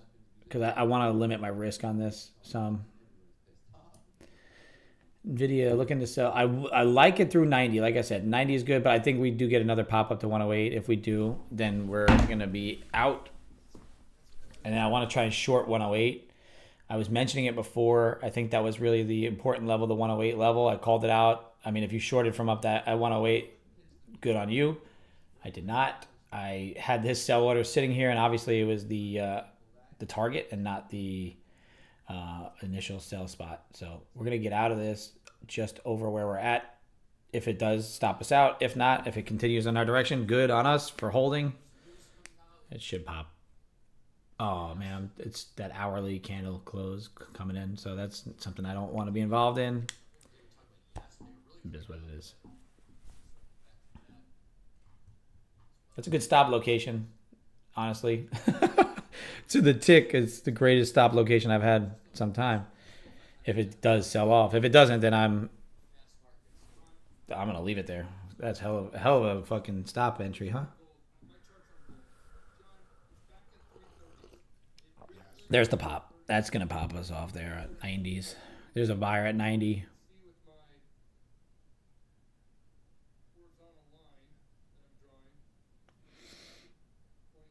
You can see that price action. Dip under, pop. Dip under, pop. So if it does give up that 90, then the heaviness should come in pretty quickly. There you go. There you go. I'm not going to risk more than 330 on that now. I want this to go quickly if it does go, and then roll over for the rest of the session. Get that first one off. There's that first one's off. There we go. What a beautiful stop location that was, huh? How dare we? Look at that. Beautiful, beautiful, beautiful move. So now I'm just going to leave my stop there and see what happens. Oh, gosh. I'm a little bit aggressive with my hands. The Italian in me is coming out with that. Alrighty. So I secured 189 on that first short, that first exit. So I took off 1 at 80. I want to see this down, obviously, all the way to the lows. I can only make 1,500 on this account for the combine for the consistency rules. So, Italian New York, how you doing? If it comes back over 80, then we're going to be out because 80s are a key level. I do think the heaviness comes in and stays. I could have left my stop at the high, but I'm going to secure some of this, right? I want this thing to get up and keep going. But I think 80s is a key level here. So I'll take the stop out. I'll take the win if it gives it to me. If not, we'll still be in. All right, we're out. Flat, up 516 on that trade. Nice little short, quick little pop. Yes, sir. I am a proper New York Italian. That's right, Jofi. I loved that short from 108. If I was in at 108, I'd been passed and done right there as far as the daily profit total. But can't be mad at 516 on that short. Especially because 80 is usually reactive. And we have this kind of quasi trend line here that formed. Right? Could act as support here at 70. If 70 gives, then rotate down. But like I said, that's pretty much exactly what I wanted to do. Take that one off, then trail to 80, and then see what happens. Obviously, we just got wicked out at 81, and it's pushing down even more. Could have maybe took one more off down here at the low. I'm not mad at securing $500 and moving on to the next trade. I'm going to watch for another setup. I'm a quick... My game is, if I could do that on, across a couple accounts, that's a couple good bits of money there, right? And I want to see what's happening on GME. I think it's going to sell for the rest of the day, to be honest with you. GameStop selling. I like this back to VWAP. That's really the ultimate goal there. The reason I didn't trust it completely for the full flush was I expected this to pull back to up into that hundreds again, maybe wick out some more people, but that was a perfect entry. Drew up this liquidity zone. The previous day high acted as resistance, right? We kind of want to stay range bound, it seems, between yesterday's high and yesterday's low, green line to red line. So could potentially look for that full rotation to the other side.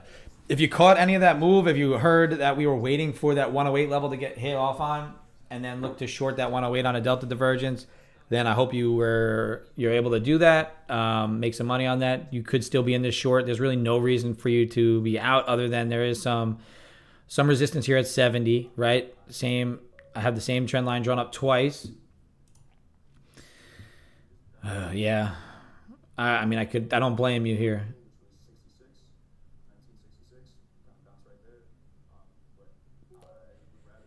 You have been doing really good at getting yourself down and then getting yourself back to even. So we need to find a way to eliminate those big losers in the beginning of the day there, Jofi, and then just figure out what did you do on those winners that made it so successful, right? You can see the 67 level, this trend line, everything kind of acting as that resistance. Probably we could stop out at 80 again anyway, so you would have liked to have trailed down to 67. Who knows? So learning every day there, Jofi. What we do yesterday and the day before, or yesterday and today, was it the news? Obviously, the news today, super, super whippy. I never will trade non-farm with anything more than a micro. It just doesn't make sense because, like I was mentioning earlier, if you see, so I'm not sure. So how did it go, Jofi? Did you get trapped into a long and then it ripped short, or did you just get slipped and whipped around? Because I'm going to explain to you what I just explained since you were off. You see, that's the wick. Price was doing this, doing this, doing this. It jumped here, jumped there, jumped back here, and then pressed the high before selling, right? There were no orders in between here. You can see how manipulative that is. It's so difficult for you to get filled, especially, in a funding environment where you're on sim and stuff. The news is going to bounce you around a whole bunch. There's no orders here. It skips numbers. It skips points. You only get certain levels, 30s, 20s, 40s, where there's actual executions. Everything else from 35, 50, all the way up to 37, 2 full points, basically, there was 0 executions. Then all the way up to 35, there's no executions here. So it's jumping around, algo whipping you around. So to be able to understand that there's not going to be any liquidity, there's not going to be anything executed here based on that news event, it's going to be unfavorable unless you get really lucky and are able to catch the short from like the top, right? If you had some wild short limit sell order at 45, thinking that that's where it is, then you get lucky and you make a shit ton of money. Other than that, you're really not getting anything from that. This is a really nice sell. I mean, I'm not going to toot my own horn here. I could have just, instead of trailing the entire 2, I could have left the 2 at break even and then took 1 off as it moved more in my direction. That's just me. I'm just looking to secure my profits and go. I'm not FOMOing into any of these other moves, right? But looking at the call out, right? That 108 level, looking at that rising wedge pattern, the trap over 108 for longs, then you start to see delta creeping down. You fail that upper band of VWAP, rotate right down. Volume node here at 90 gave us some resistance. Our stop was 1 tick over this. We didn't get filled. Great, good on us. And then rotated right down through the low and into, through that range, that choppy range from yesterday, now down into right where we broke out from. So this could be fail breakout, rotate down. If we get through the low here, through volume area low, volume point of control probably flips to the bottom here. If that happens, then you watch the rotation to the high. It just means more orders are executed, more longs are on the table, then the rotation probably comes in. GameStop still selling off. The apes are going to be pissed.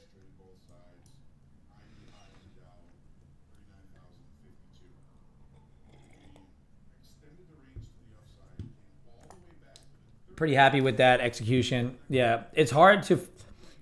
The biggest thing about being a trader, I actually posted on my Day Trading Coffee Co. Instagram today or yesterday.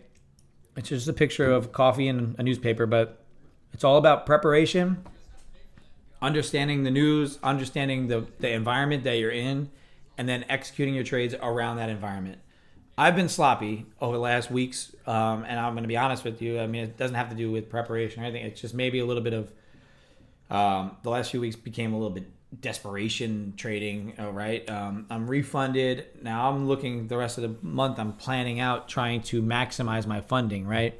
I'm trying to grow as much funding as possible. So I'm a little bit aggressive on certain things, a little sloppy on some of these entries that I normally wouldn't enter on. However, that's just part of my haphazard plan here.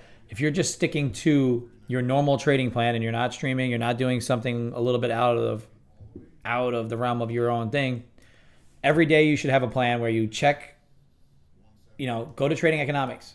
You can do it. It's easy. Just go to tradingeconomics.com/calendar and see what is on the docket for today. It'll tell you. I have non-farm at 7:30, unemployment 7:30. It gives you you could switch it to your time zone, so it's always where you are, right? So you know what time you're at. So since you're in Dubai, set it to that. And just before you go to execute any trades, I always have this up here, so I flip back and forth to it. Did I forget that there's going to be a number? Did I forget this is going to happen? And I just check. I have the halts up here. I have the CME watch tool up here currently, and I have the light speed. But just have that as part of your routine. If anything, if you learn anything from this mistake today, right, you've been having a really good week. You see the market well. You are seeing it good. You're still, I don't think you have a bad feel for the markets. There's, even like me, like all of April, up 4,000, taking the withdrawal, then drawing myself down on it. It was more tight trading than not seeing the markets. I was seeing the markets well. I was calling out banger after banger. I just wasn't executing myself, right? So it's a matter of getting yourself into a good rhythm and understanding your executions and just keeping yourself aware of everything that's going around. Because as much as people say that fundamentals and news don't really matter, in the long grand scheme of things, maybe they don't. But I do think that they play a role. Yeah, it's simple mistakes that you can clean up, and it's good to have happen to you now at 21 and when you're growing your accounts and you're learning early. This is a great time to make those simple mistakes. If you're a couple more years in and you make that dumb mistake again, then you can be a little harder on yourself. Be like, hey man, calling yourself out on your silly mistake, or just have news planned trading style strategies. Either size down a whole bunch, or don't trade it at all. Just watch. There was that great sell from 108. I don't know if you were on here paying attention and you caught that short from 108. You're still safe. We're pushing into that VWAP. So really, my rotations from my levels down to VWAP are still working out really well. That's the great trade. The mean reversion opportunity here is what I like to do. Everything likes to pull back to VWAP. It is a magnet. Especially when you get extended into a key zone. There's a lot of confluence here. The apes are going to be angry because GME is to yesterday's open right now.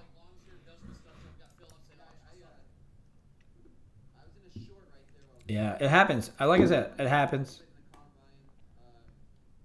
It happens. It's good that you recognize that you made a mistake. Right? All about that. I'm all about honesty as well. The more you can be honest with me, and it's kind of you starting to be honest with yourself. Trading is the most self-reflecting career, whatever that you could possibly do, right? Because at the end of the day, it doesn't matter what anybody else does. It doesn't matter what the market does. It's you versus you, theoretically, in your own head. And the ability to execute to your plan, and then after that plan is executed, then be okay with, all right, now what? Moving on to the next trade and the next trade. And it's always, your profits are only going to be what you make, right? It has no reflection on what anybody else does, unless somebody comes in and starts clicking keys on your keyboard. Then that's on you for letting some lunatic in your house. Or not locking. You can't even blame, like, if you have a cat and it runs on your keyboard and buys shit that shouldn't buy, because you should have locked your keyboard, right? If you're not in the room, right? Like, there's a lot of things that, like, anybody could make an excuse. Excuses are just you not taking self-responsibility for things. So I commend you on being honest and open about what you're doing, because that helps you personally, internally. Yeah. The extreme ownership. I'm big into books, I read a lot of books, and I'm in the middle of a bunch and whatever. But this is a good one for anybody who thinks that they know everything about taking self-responsibility, right? I've always been into the it is what it is mentality. It's what you'd make of things. So Extreme Ownership by Jocko. He was a SEAL team leader. And instead of blaming people or whatnot, he uses SEAL interactions and SEAL things that he's done on teams that have helped him understand that no matter who did what, it's always something that you can do to improve yourself, right? It doesn't matter what happened out there. If you're the leader, if you're the boss, if you're the one making the decisions, or even if you're not, it's always on you to improve and do things better and reflect, right? So that's what we're out here, especially as traders. That's mainly what this is. This is a big psychology game, right? It's all psychology all the time. I got wicked out. Honestly, really, I could have got wicked out for a small loss, and instead I got wicked out for a smaller winner. Right here at 81. Right here at 81. So I didn't let this thing play into that trend line. That's on me for not maximizing that gain. However, I'm not going to be mad about it. I'm just going to reflect on how I could trail a little bit better. Jocko is one hard dude, man. Yeah, absolutely he is. I think Jocko is a great book. I haven't read the Goggins book yet. I didn't buy it because I still have a bunch of other things that I've read. I recently read Cash Rules by David Hale. That's what I was on. I'm in the middle of One Good Trade. So I have a bunch of trading books that I read that I like to just kind of reflect on and see what these people are looking at. At the end of the day, you could read as many books as you want. If you don't implement some of the stuff that you read, then you're not going to be able to be successful, right? Let's see what happens at this previous day low. Steingraber made his way into the TradeCaster. I hear you. Hell yeah. 100%. Yeah, that short from the 108 was money. Previous day high, I was talking about how we wanted to approach the 108 level. I really like this 108. I wanted to see it get up over 108 again. Good thing it didn't because it got through that 90 and we were able to get short through 90. I took it down to 80, took one of the three contracts off, then I trailed it and I took the last two off by a wick. Just thinking back, trying to learn, like I'm talking about, trying to self-reflect. Personally, I think I did this trade well. If we're kind of sticking on the same sort of idea. Like I was thinking that we were probably going to rotate back over one. That's why I trailed tight. Could I have been a little bit looser? Been at break even with those two? I could have. Break even would have been at 90 even, right there, just below it. It would have never been in any real trouble. I could have waited and then just shed one more contract down here at 67 in hindsight, right? I saw price starting to get a little bit wicky. I started to see stuff like this. We got off that 80, and then you start to push down a bit. You come back over 80. There's a chance that 80s become reactive and rotate up. That's the reason I trailed. You can see that, if you've watched me trade, I've made trades where I do the same trail, and I've taken it all the way down to the lows. I get stopped out here. It's just kind of how I trade, how I am able to maximize my wins and just kind of stay consistent and profitable over time. However, if I want to reflect and review and understand maybe there's a new market environment being developed here, my levels are still reactive. My setup is still valid. Everything about the entry is good. My targets still are valid, right? I usually target VWAP on a failed break of a high. Or a low, right? I usually use the VWAP plus the bands plus levels as targets. So realistically, could target that, could target the previous day lows. Once I get into the VWAP area, I usually use that as my stop, and then I trail it down with that. I'm going to watch this develop, see if this is going to be the norm over the next few weeks. And once we start getting, maybe one or two more funded XFAs sitting there with two or three, and we're starting to trade the funded accounts again and starting to get into a good habit, the trailing rules may be a little looser. I may let things dance around a bit more because summer months as well get a little bit grindy and moves don't happen as quickly as they did early in the year and then after summer months are over, right? So maybe I let market structure tell me a little bit different story on failed levels. So if I enter, accept my risk, I oversized that trade a little bit too. That's another reason I trailed it, right? If this was an XFA, probably would have only had 2 contracts on, tried to take the first one off at 80. And then once again, we got to implement better trailing rules here, right?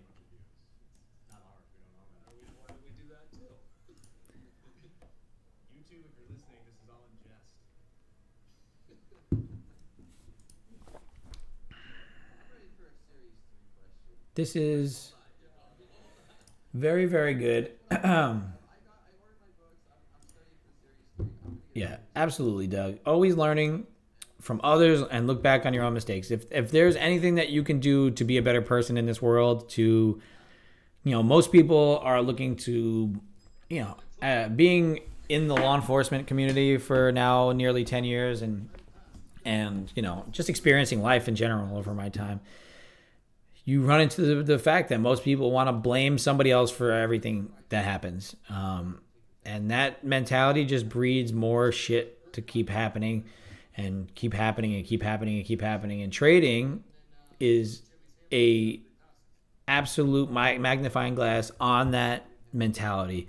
If that's the way you're going to view the markets and that's the way you're going to view charts and that's the way you're going to understand how you're going to execute your trades, you can never be successful long term if you're going to consistently blame other people for your downfalls, right? I ran into that.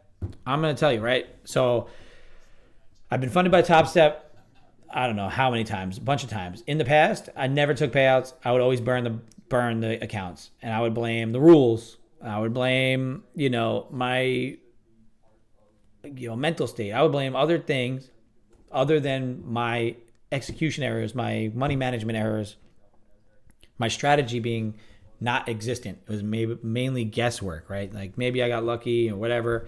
There was a good strategy there, but there was no money management behind it. It was just over leveraging, overdoing things, and then tilt and FOMO and blaming everything on that, right? And then I went from that and became a pro trader. Technically, I got my Series 57 and I traded prop for T3. T3 provided me with a great opportunity to be able to leverage capital. Yes, I came in undercapitalized. I didn't have enough to really go through the learning curve, and I blame a little bit on that. And that's not necessarily blame. It's just I didn't have enough money to get through the mistakes that I needed to make on the equity side, because equity side is a little bit more complicated in the futures. Futures is easy to point and click, and you can set limits and stuff like that. You're not getting a bunch of rebates and stuff like that. But I would blame internet connections. I would blame everything until I started to take full responsibility for every click of the mouse. I was not able to be able to take the next step, right? Once I started to do that, self-reflect, be able to not blame myself, but get into the habit of saying, okay, what did I do there? What can I do better? What did this guy do? Why did he make money? What did this guy do? Why did he lose money? And then overall, right, I talked to Jofi, I talked to Friyay, I talked to whoever, and I say, I talked to Temple, and I say, hey, this is what I did. I don't know, this is what I was looking at. And they say, oh, I saw the same thing, and it just happened to be that it was weird and choppy. And then, all right, okay, you're accepting of your risk happened there. Or, hey, man, you really said you were going to not do this, and you did that. It's nice to have somebody point it out. But to take that responsibility of that, you were the one who clicked the button. You were the one who accepted the risk. You were the one who did the math, sized it, didn't know that the news was coming out. I'm not going to lie to you. Some of these weird news things I'm not totally fully aware of, right? Some of the odd things that come out that maybe shouldn't move markets does move markets. And that's just, the risk you take when it comes down to a certain number. Yes, you might be on the right side of it once, twice, but most of the time it's going to kind of bite you. So just, if there's anything you could take from this stream, right? I always talk about it. Everybody seems to appreciate it who comes in on a day-to-day basis every day. To just be able to say that this is a reality, right? This is real life trading. You'll see my kids run in here. My wife comes in. I'm running a coffee business on the side. I have a day job. I have to go to trainings. I have to stream. I'm trying to do all these things to help better you guys, to show that there are realities to trading aside from the Lambo, world, and where you're, that those things are nice and you can do that. Max loves the stream. He does. Jofi knows. Max loves to come on and say hi and show off his curls and come on. But like I said, I just want us to be as much of a reality of trading as possible. I don't want to sell you anything but coffee. I just want to be out here and be helpful, and hopefully, in the karmic world, it comes back and helps me in the long term, right? What goes around comes around, and I'm trying to just be as open, honest, and useful as possible to as many people as possible. And if you like the stream, share it with people. If you don't like it, don't. I don't, it is what it is. I'm just trying to help whoever wants to be here. And like I said, with the realities of having a family, a job, and all that stuff, yes, eventually the goal is to have no job. And this is full time, right? But that's not realities for most people. And it's not realities for me yet. All right. If you could do this day in and day out, it's a great supplement. It's a good thing to do. You do need multiple streams. That is a reality. I think more people need to talk about that as well. Like, you can't just solely rely on this unless you hit it big in a GME call. And it goes rocketing to the moon when Kitty pops his head out in his live stream. So we will pop that on also when that comes up. So transitioning from my stream to Roaring Kitty, thinking about what he's going to be doing here. So let's see what happens. That stream starts in about 40 minutes. And buyers are kind of just lingering here at the pre-market lows at 35.45 for GameStop. AMC, let's see what my position's at. Sitting out of the money now.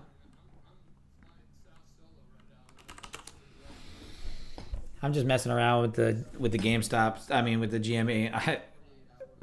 With the AMC trade. I bought 2 shares just to be involved in the fun. NVIDIA is completely flat. They have their stock split today. NVIDIA will be splitting 10-1 after market today. So the NVIDIA pump could continue come Monday. More people could now afford that stock, and that's really what their goal is, to continue to infuse liquidity into their market. That's what a stock split should do. Could there be an initial sell-off? Yes. Do people not understand what stock splits are? Absolutely. So a lot of the people who jumped into this may wake up on Monday and be like, what in the world happened? The stock was at $1,200. Now it's at $120. I can't believe it. And they might sell out of it. The smart people will probably buy into those sellers, and then it'll start to pump again and rally up into a couple $100. I can't see it not, just continuing to pop it and pop it and pop it. Jofi, there is nothing you're going to miss. If the market goes to the moon, it goes to the moon. If it doesn't, if you still got your accounts, if you still got everything intact, you had a good week except for the last 2 days, and maybe you're back to even, or you whatever, you're still in a good position. It's Friday. It's Friday. The likelihood of this market doing anything of worth is very slim, right? I'm talking, look at NVIDIA. Look at this. If NVIDIA is doing nothing, this market's going to do nothing really, right? Could it sell off the rest of the day? It could. Could it rally the rest of the day? Could, right? You already have said that you're in a mental state that's not conducive to you making good choices. So get out of the market. Go for a walk, go to dinner, go to bed, do what you got to do. Enjoy the nightlife of Dubai on a Friday as a 21-year-old kid. And come back on Monday. I think you'll be just fine with that kind of week, Yeah. If you can self-recognize, if you don't keep a journal, if you don't do anything, if the only thing you do is write down, I feel like shit, then just write it down and walk away. Because at least you've put it on paper. You're saying, okay, I'm not ready to trade. There's no good opportunities here. I'm already mentally drained. I can't do this anymore. You're already telling yourself you're not going to make a good choice. And then if you do get into something and you win, you've just established that shitty mental behavior that's going to get you into a position next time where you're like, oh, last time I felt shitty, I made a good trade. So this time I can do it. And then you're going to oversize, over leverage, and blow it. And that's exactly what happens to pretty much everybody who does something like that, right? So even though there may be your setup everything is good, your mental thing is the biggest component. So you don't want to enforce those bad habits. You want to enforce the good habits of, I'm up for the week. It's Friday. I don't feel good about what I'm going to do moving forward. So I'm just going to get off the screen.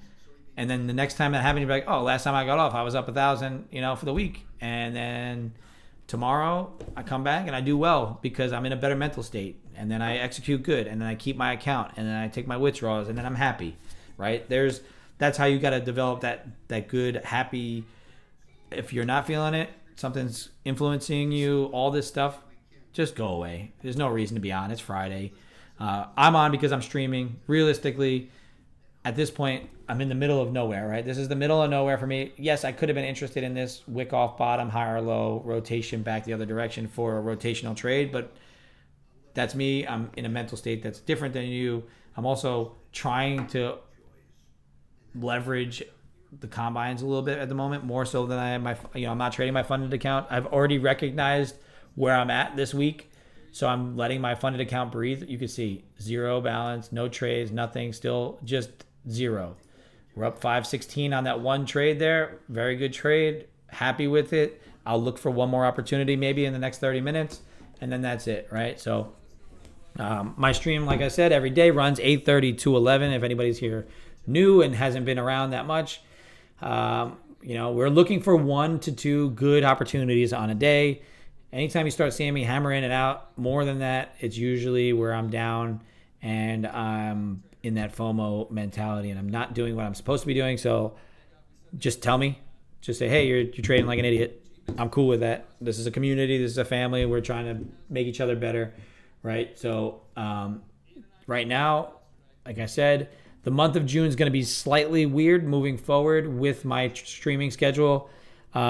I have active shooter training next week, the 12th and the 13th. I won't be on stream at all Wednesday and Thursday. So Monday, Tuesday, and Friday, I will be on normal times. If for some reason those trainings do go early, like if I got out early, I would really doubt that. Then I may come on for like power hour or something on those days. But I'll keep you guys posted. I'll mention it. If you don't follow me on Instagram, that's usually where I put like, hey, I'm going to be streaming today, or hey, I'm not going to be streaming.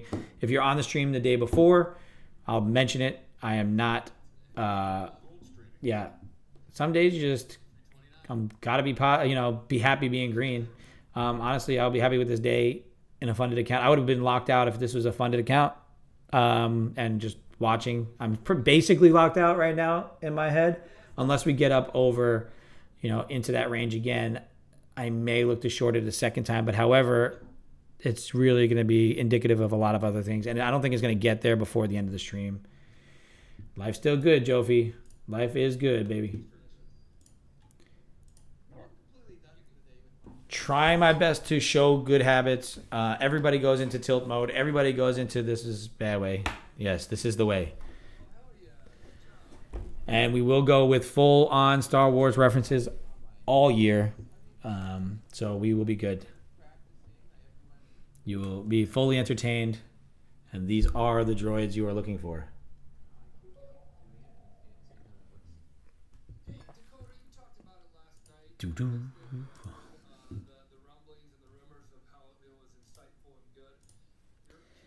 Roaring Kitty's stream starts in 30 minutes. So let's check where GME is sitting currently. GME, this is what you're looking at as far as GameStop is concerned. GME floating here at the basically pre-market low. Not sure if that's good or bad for them. It would be nice if it were up in that 46. Yeah. All right. Go get out of there, Jofi. I will see you Monday morning, 8:30 sharp. I'll be here on the stream, ready to go, rocking and rolling. It's always a pleasure having you have a conversation in here, Jofi. I know a lot of people come in and don't say much, but I can see when they're here. I just, I know they like to listen as opposed to conversate, which is totally fine with me. So it's cool to have somebody that comes in. Yeah, let's kill it next week. I'll let you know if I'm going to trade my funded accounts at all or not on Monday. I think I'm probably going to be just looking to stick to my plan of maximizing my funding and maybe start trading the funded accounts the week after. But we'll see. I want this. I really want these levels to come back. Yep, 2K more than you had last week. It's really month to month. If you can go month to month, you'll be fine. GameStop. Look at you trying to push. We're getting right back to the opening price.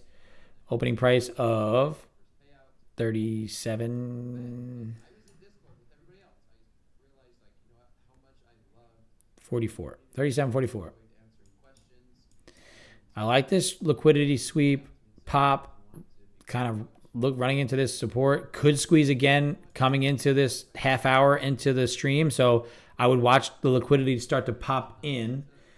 If you are trading it, this is where I would be interested in the squeeze to start again. This could be where it starts again. If you are on the YouTubes, click like, click subscribe, just to help that algorithm out, whatever. So you feel like doing. It just helps me keep doing this over and over and over again. If not, no worries. Like I said, I'm not a beggar. I don't really care. I'm doing this to help out as many people as is willing to watch and learn. And also, like I said, I have committed to being this streamer. I committed to Tradecaster, and I'm a man of commitment. And I believe that loyalty and doing what you say you're going to do is also part of the battle of being a human. So, not only just as a trader, but as a person, I feel like this is the right way to be, and this is the way, right? This is the way.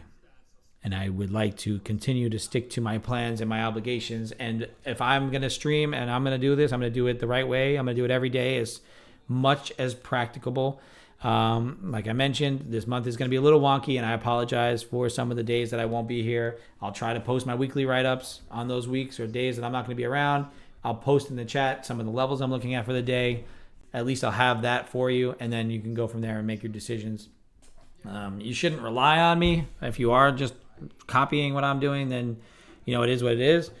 You could pass that way, but at the end of the day, also I think realistically, you guys just need to be able to see the levels and understand what's going on.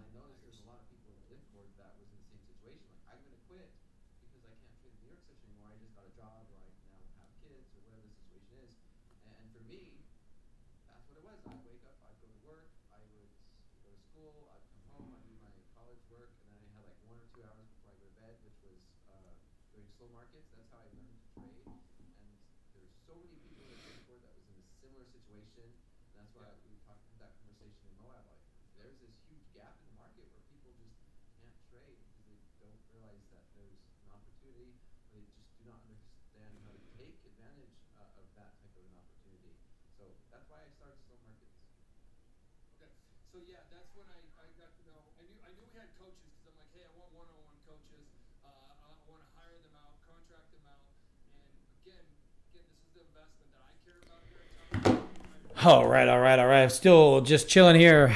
I'm watching this GameStop. That's what's on the stream right now. If you want to watch NASDAQ, we do go back to our NASDAQ trades here.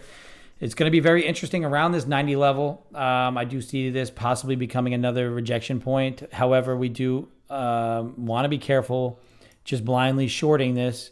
We never quite made it down through into the overnight lows. So that is another interesting area that has not quite been there. But we've held the previous day low now pretty much all day. We flushed it once at 8:30 and then popped right back above it by 8:45, and now we've just continued up. The opening range high is here at 46, so we are technically above the opening range high.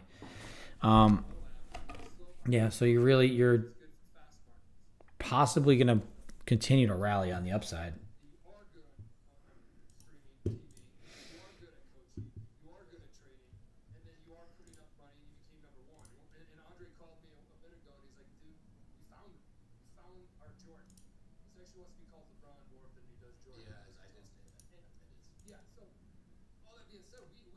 Thank you for the likes over there on YouTube. Appreciate it.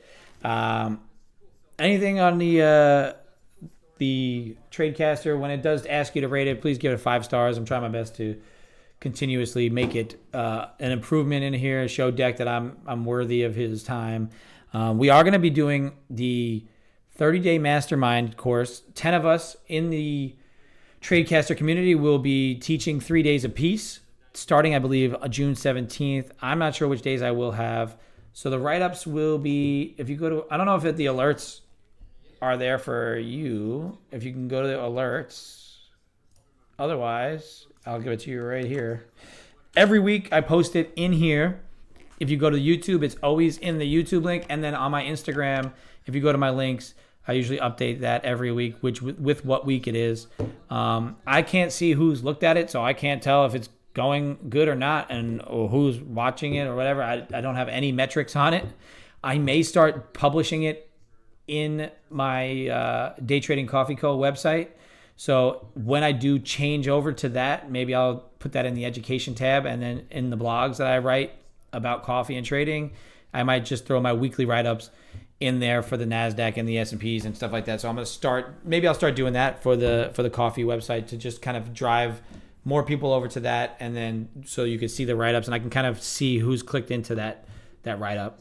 And then it kind of can email out as well. So that'd be cool. Maybe I'll do that. I didn't think of it that way, but I think that's probably a better way to do it, because I can't track and see who's actually looked at this and see if it's worth my time. And it's worth my time for me because it's what I like to do. It's how I analyze the markets. It's how I get a good feel for the week. But also at the same time, I want it to be helpful for people. So if I get feedback on it, if I get some reviews on whatever the write-up is, maybe leave a little comment section on the chat there. It will be, when I do it, it will be in this tab here on the website. So I will, I'll post it in here. Let me see. This is where I'll put it. So anytime, if you just check that periodically, every Sunday night. So I get off of work Sunday night at 10. I usually don't get home till closer to like 10:30, 10:45 at night, depending if I get out on time. If I get out on time, then I will usually post that by 11:30, midnight Central Time. So it'll be ready to go for if you're awake at that time on Sunday night. If not, Monday morning, it's always ready for everybody, to read up prior to getting into their trading session. So that's my idea there. And then if I do once a week do that, then I can possibly email it out to everybody as well. So if you are interested in it, I would like to start creating an email list and get people some of that information out there on a week-to-week basis. So you don't have to go find it. It'll come to you. I have a way to do it, and I got my hands filled with many things and trying to figure out how to get it going appropriately. So we did reject 90 again. That was my initial short entry.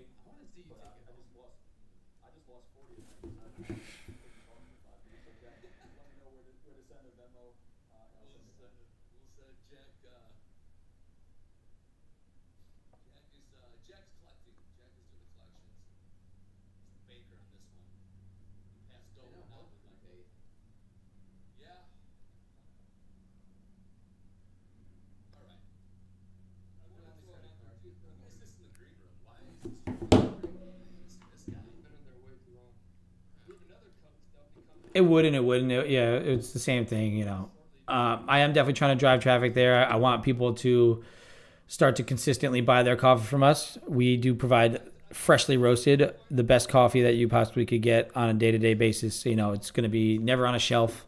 You're always going to get everything that's fresh, roasted. As soon as you order it, it goes to my roaster.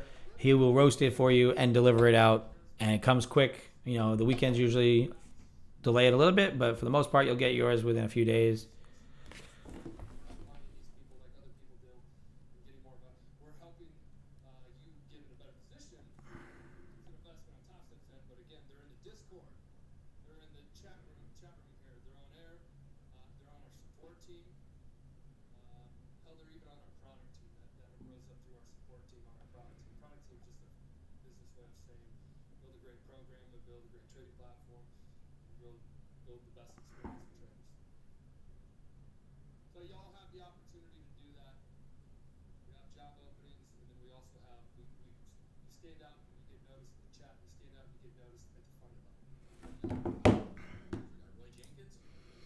Running coffee sales as we speak on the text message front.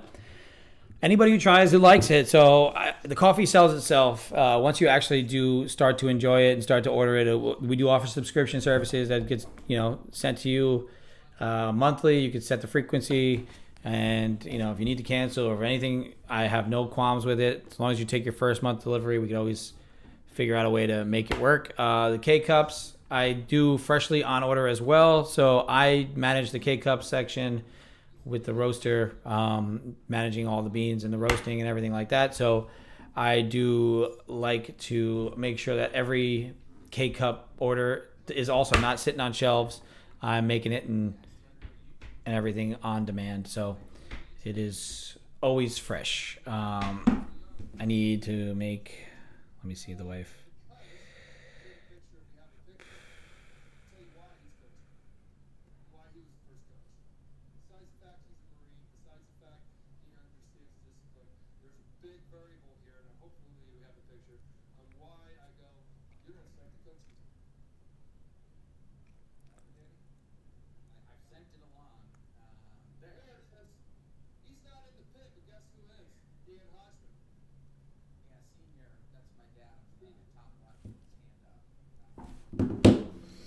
Another day out here of slow price action, but the ability to wait for your setup, wait for your price levels to come into play, and executing one time as opposed to hammering in, hammering out, hammering in, hammering out, gets you into a much better place, right? I was talking about how this is shitty, choppy.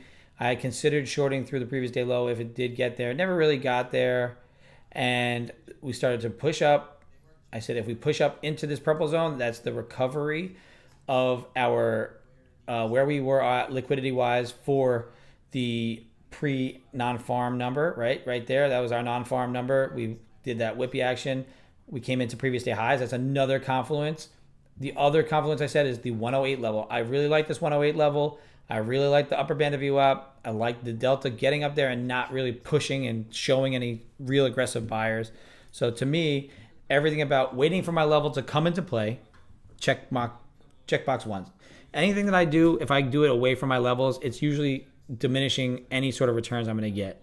So I will go out of my way to really focus on wait for my levels. Then it gets there. Okay, we're at my levels. We're starting to approach my levels. We're going to start to see something develop here that will allow me to enter in and get myself into a good risk to reward where my probabilities are much higher. Most of the time, my executions around my levels are at 70 something, 80% win rate. So I have to understand that I shouldn't keep hammering it, right? That's what I've been doing with these combines, and this is what it is. But today we did a really good job being patient, waiting for our level, calling the one good move that happened so far. And then also I was thinking around this level, previous day low, we wicked it, higher low, could rotate back up into the highs as well. But that was not something that I was willing to take after that heaviness that came down. Without another really wicky low, I will be avoiding. So for really right now, we're in the middle of ranges. Nothing for me to execute. Really would need this back up at that 108 level, maybe wicking off that previous day high again, then rotating down. Then that would give me an opportunity. Will that all happen in the next 15 minutes? No. So I will probably be done for the day.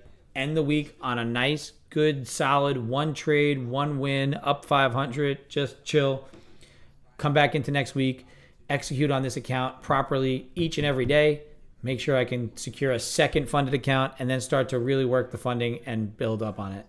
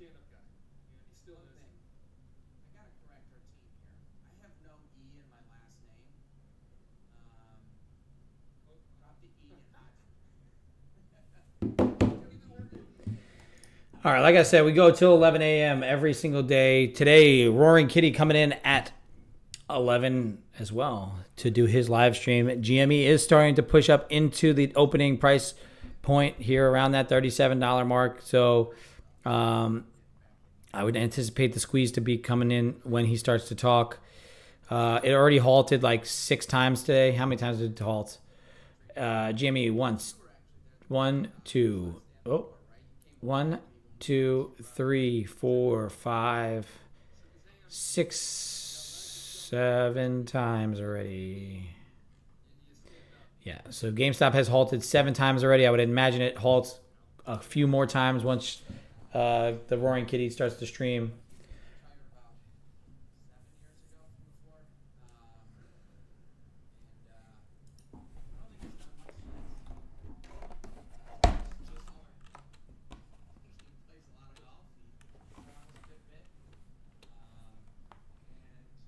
This chat is wild on that. It's funny to watch. This is what's going on in that Roaring Kitty. Look at this thing. Just bop bop bop bop bop bop. It was like absolutely firing off a few minutes ago.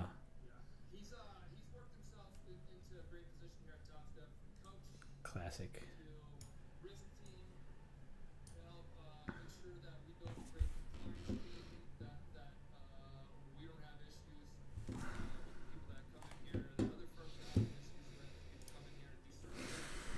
Alrighty. I think that's it for me for today.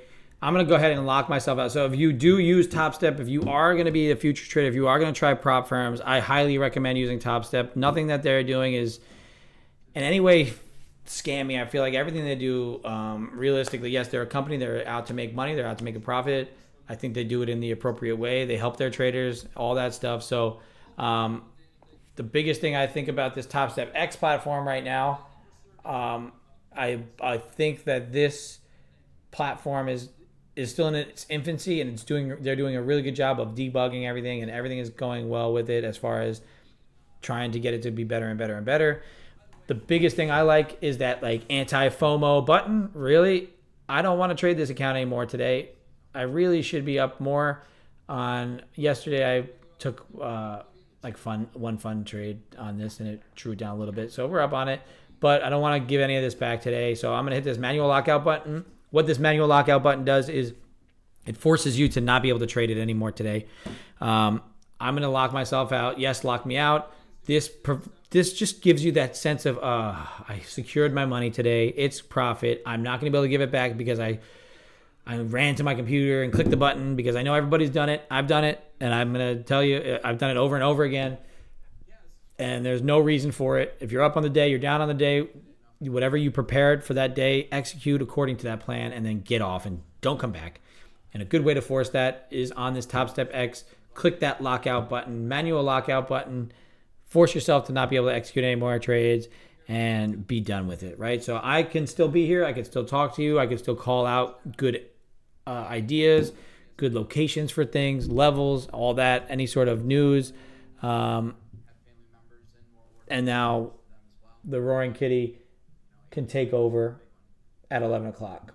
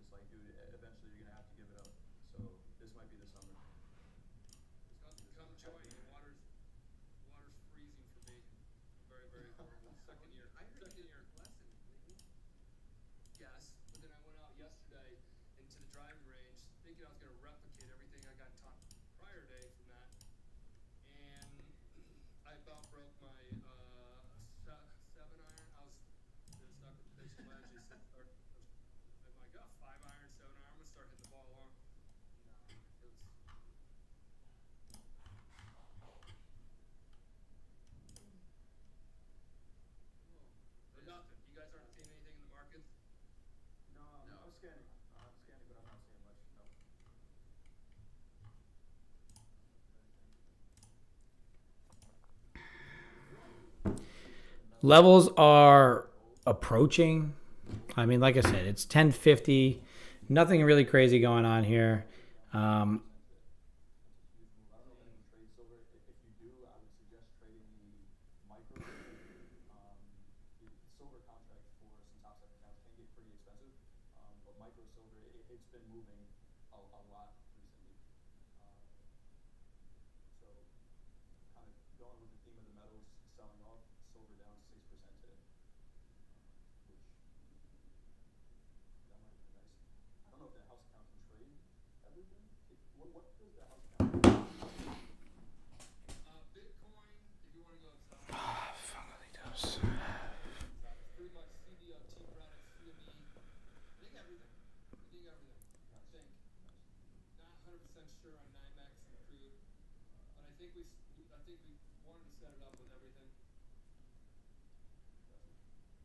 If I was to take a trade right now, it'd be short NASDAQ. You know what? This would be a completely different day if we would have just taken the first trade we had set up this morning. Right, Coach Jay? Short 1960s and target 1920s and be done.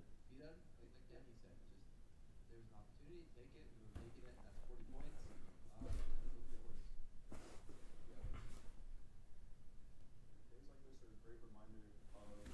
Let me see. Give me 2 minutes.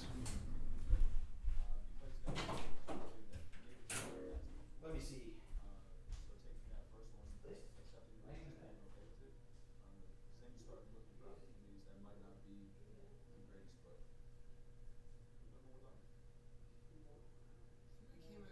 Somebody put in a great idea in here that we have our Danny Hodgman, Marine, military servant. Mark Day needs to go. You should offer discounts for bets. We would need proof, possible snapshot of your DD-214 and list of proof. Danny already commented, working to get a service implemented called ID.me that does the verification. So if that means anything to you, yeah, if that means anything to you, it means something to us because we're clearly moving something that means something to our bets. Or starts to. Hey, how do we want to do this roaring K thing? Starting at 9. We're gonna have commentary on it. We're gonna have 1 ear on it. Have 1 ear on us. If you want to jump over there, I get it. But have 1 ear on us, and we'll have some fun combos around it. We want to call out BS, or be supportive between his thoughts. I think that'd be fun to talk about. There's 63,000 waiting in this room right now. Watch GameStop. It's going to be very volatile, right? Yes. Now CNBC is doing a. I saw that. Folks are stopping the president. Watching a movie? They're plugging I gotta just get enough K cups to fill. Gotta fill some K cups. Got a K cup order coming in, so I'll have to do that after I get off the stream. It's always nice to see anybody who likes K cups. We do offer the dark roast, our scalpers dark roast and K cups. I could do those, and also we are going to offer our Guatemala as well. I can do the Guatemala. If you put notes in your order, I can change it from scalpers to Guatemala. If not, I might just start setting up more than one order for each, so everybody can do that. We got 8 minutes left here in the stream. Roaring Kitty's going to start streaming at. I'm going to give you this link so you guys can watch if you want to have fun. Here's the link to Roaring Kitty's stream. That's the Roaring Kitty stream there. I will put it in here in case you want to watch. Oh, it didn't go, huh? There you go. I think reasonably we're pretty much done here for movement on NASDAQ for me for today. Yes, that 19,076 is a significant level for me, but also, like I said, we haven't been up here for very long. This is it. This is our entire bit of information at these price points in the history of ever trading. This is a 5-minute chart. I usually leave this one on 30s. The 30-minute chart will show you even more how tight it's been, right? This longer term chart here is what I like to kind of keep as good reference for 30-minute levels. And you can see we're just kind of indecisive at this level. Even after having a non-farm come out, we're basically right back to where we were and could just kind of linger in this level until next week, probably Wednesday. If you kind of, my write-up will mention about how next week should go, but Wednesday is the rate decision. So that'll be kind of where we'll start to, I believe, break out of this. We could start to push up out of here, into the close, but with the rest of the day, I'm not totally convinced on like a full big blown out move in either direction. Maybe it'll clean up this move here. Maybe we'll push into the lows down here. It is, it's just relative. But looking at GameStop as we approached this live stream, we are approaching that 38, 39, that squeeze point from before. We squeezed above 39.40. So if it does want to get higher and higher and higher, I think that the halts come in. So if you guys are going to go on, watch that. I'm going to be on here for 5 more minutes. I appreciate everybody coming by, stopping in. Stream today. We only made one trade. One good trade is all it takes, right? That's my kind of go-to saying. It's the one good trade. It's, absolutely. It's going to be a very interesting price action to watch as the apes step in for this. I'm surprised that they haven't stepped in harder. I believe that the hedge funds are really hammering this down. This morning's news release, they came out and early reported their earnings, and they offered out 75 million shares. So that kind of really puts a wrench in the works for what he's thinking about, because now those shares are there for him to exercise from some of these hedge funds. So potentially, I can see people still buying this up here, buying it up, and there's a lot of people out there that are willing to hold this for a little longer. And I'll see what his stream does. His options expire the 21st, I believe. Yeah, 2 weeks. His options expire in 2 weeks. So if this isn't where he wants it to be, or if they don't, have any reason to exercise it now, then potentially the squeeze comes later in like 2 weeks or so. But as I mentioned, like I said, it's a Friday. I'm happy to have that one good trade at our levels. I mentioned that earlier. I'll show you the execution here.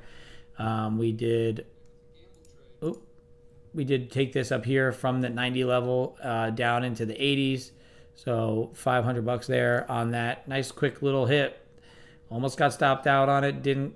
Rotated right down through into that 80 level. Got stopped out, and then it rotated all the way down. I mentioned that I could have caught more of it. Yes. I took one contract off at 80. Could have held the other two at even and then rotated down further. But based on the way this market's been acting, a lot of that action hasn't been following through. So I've been just taking my money and running on some of these trades and letting them happen. We have one XFA this week. We're looking to get 2 more next week. I did manually lock out. That's what this is.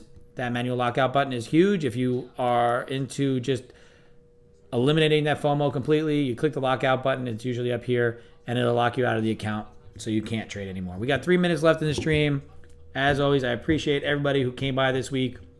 We've been averaging, in the 30s and 40s of people in here in Tradecaster pretty much daily, and I understand Fridays get a little bit less, especially in the summertime. It's all good. If you're on YouTube, hit the like button, hit the subscribe. I plan on being here for the week next week. I won't be on the 12th and the 13th because I have trainings in those mornings. Every other day I'll be on.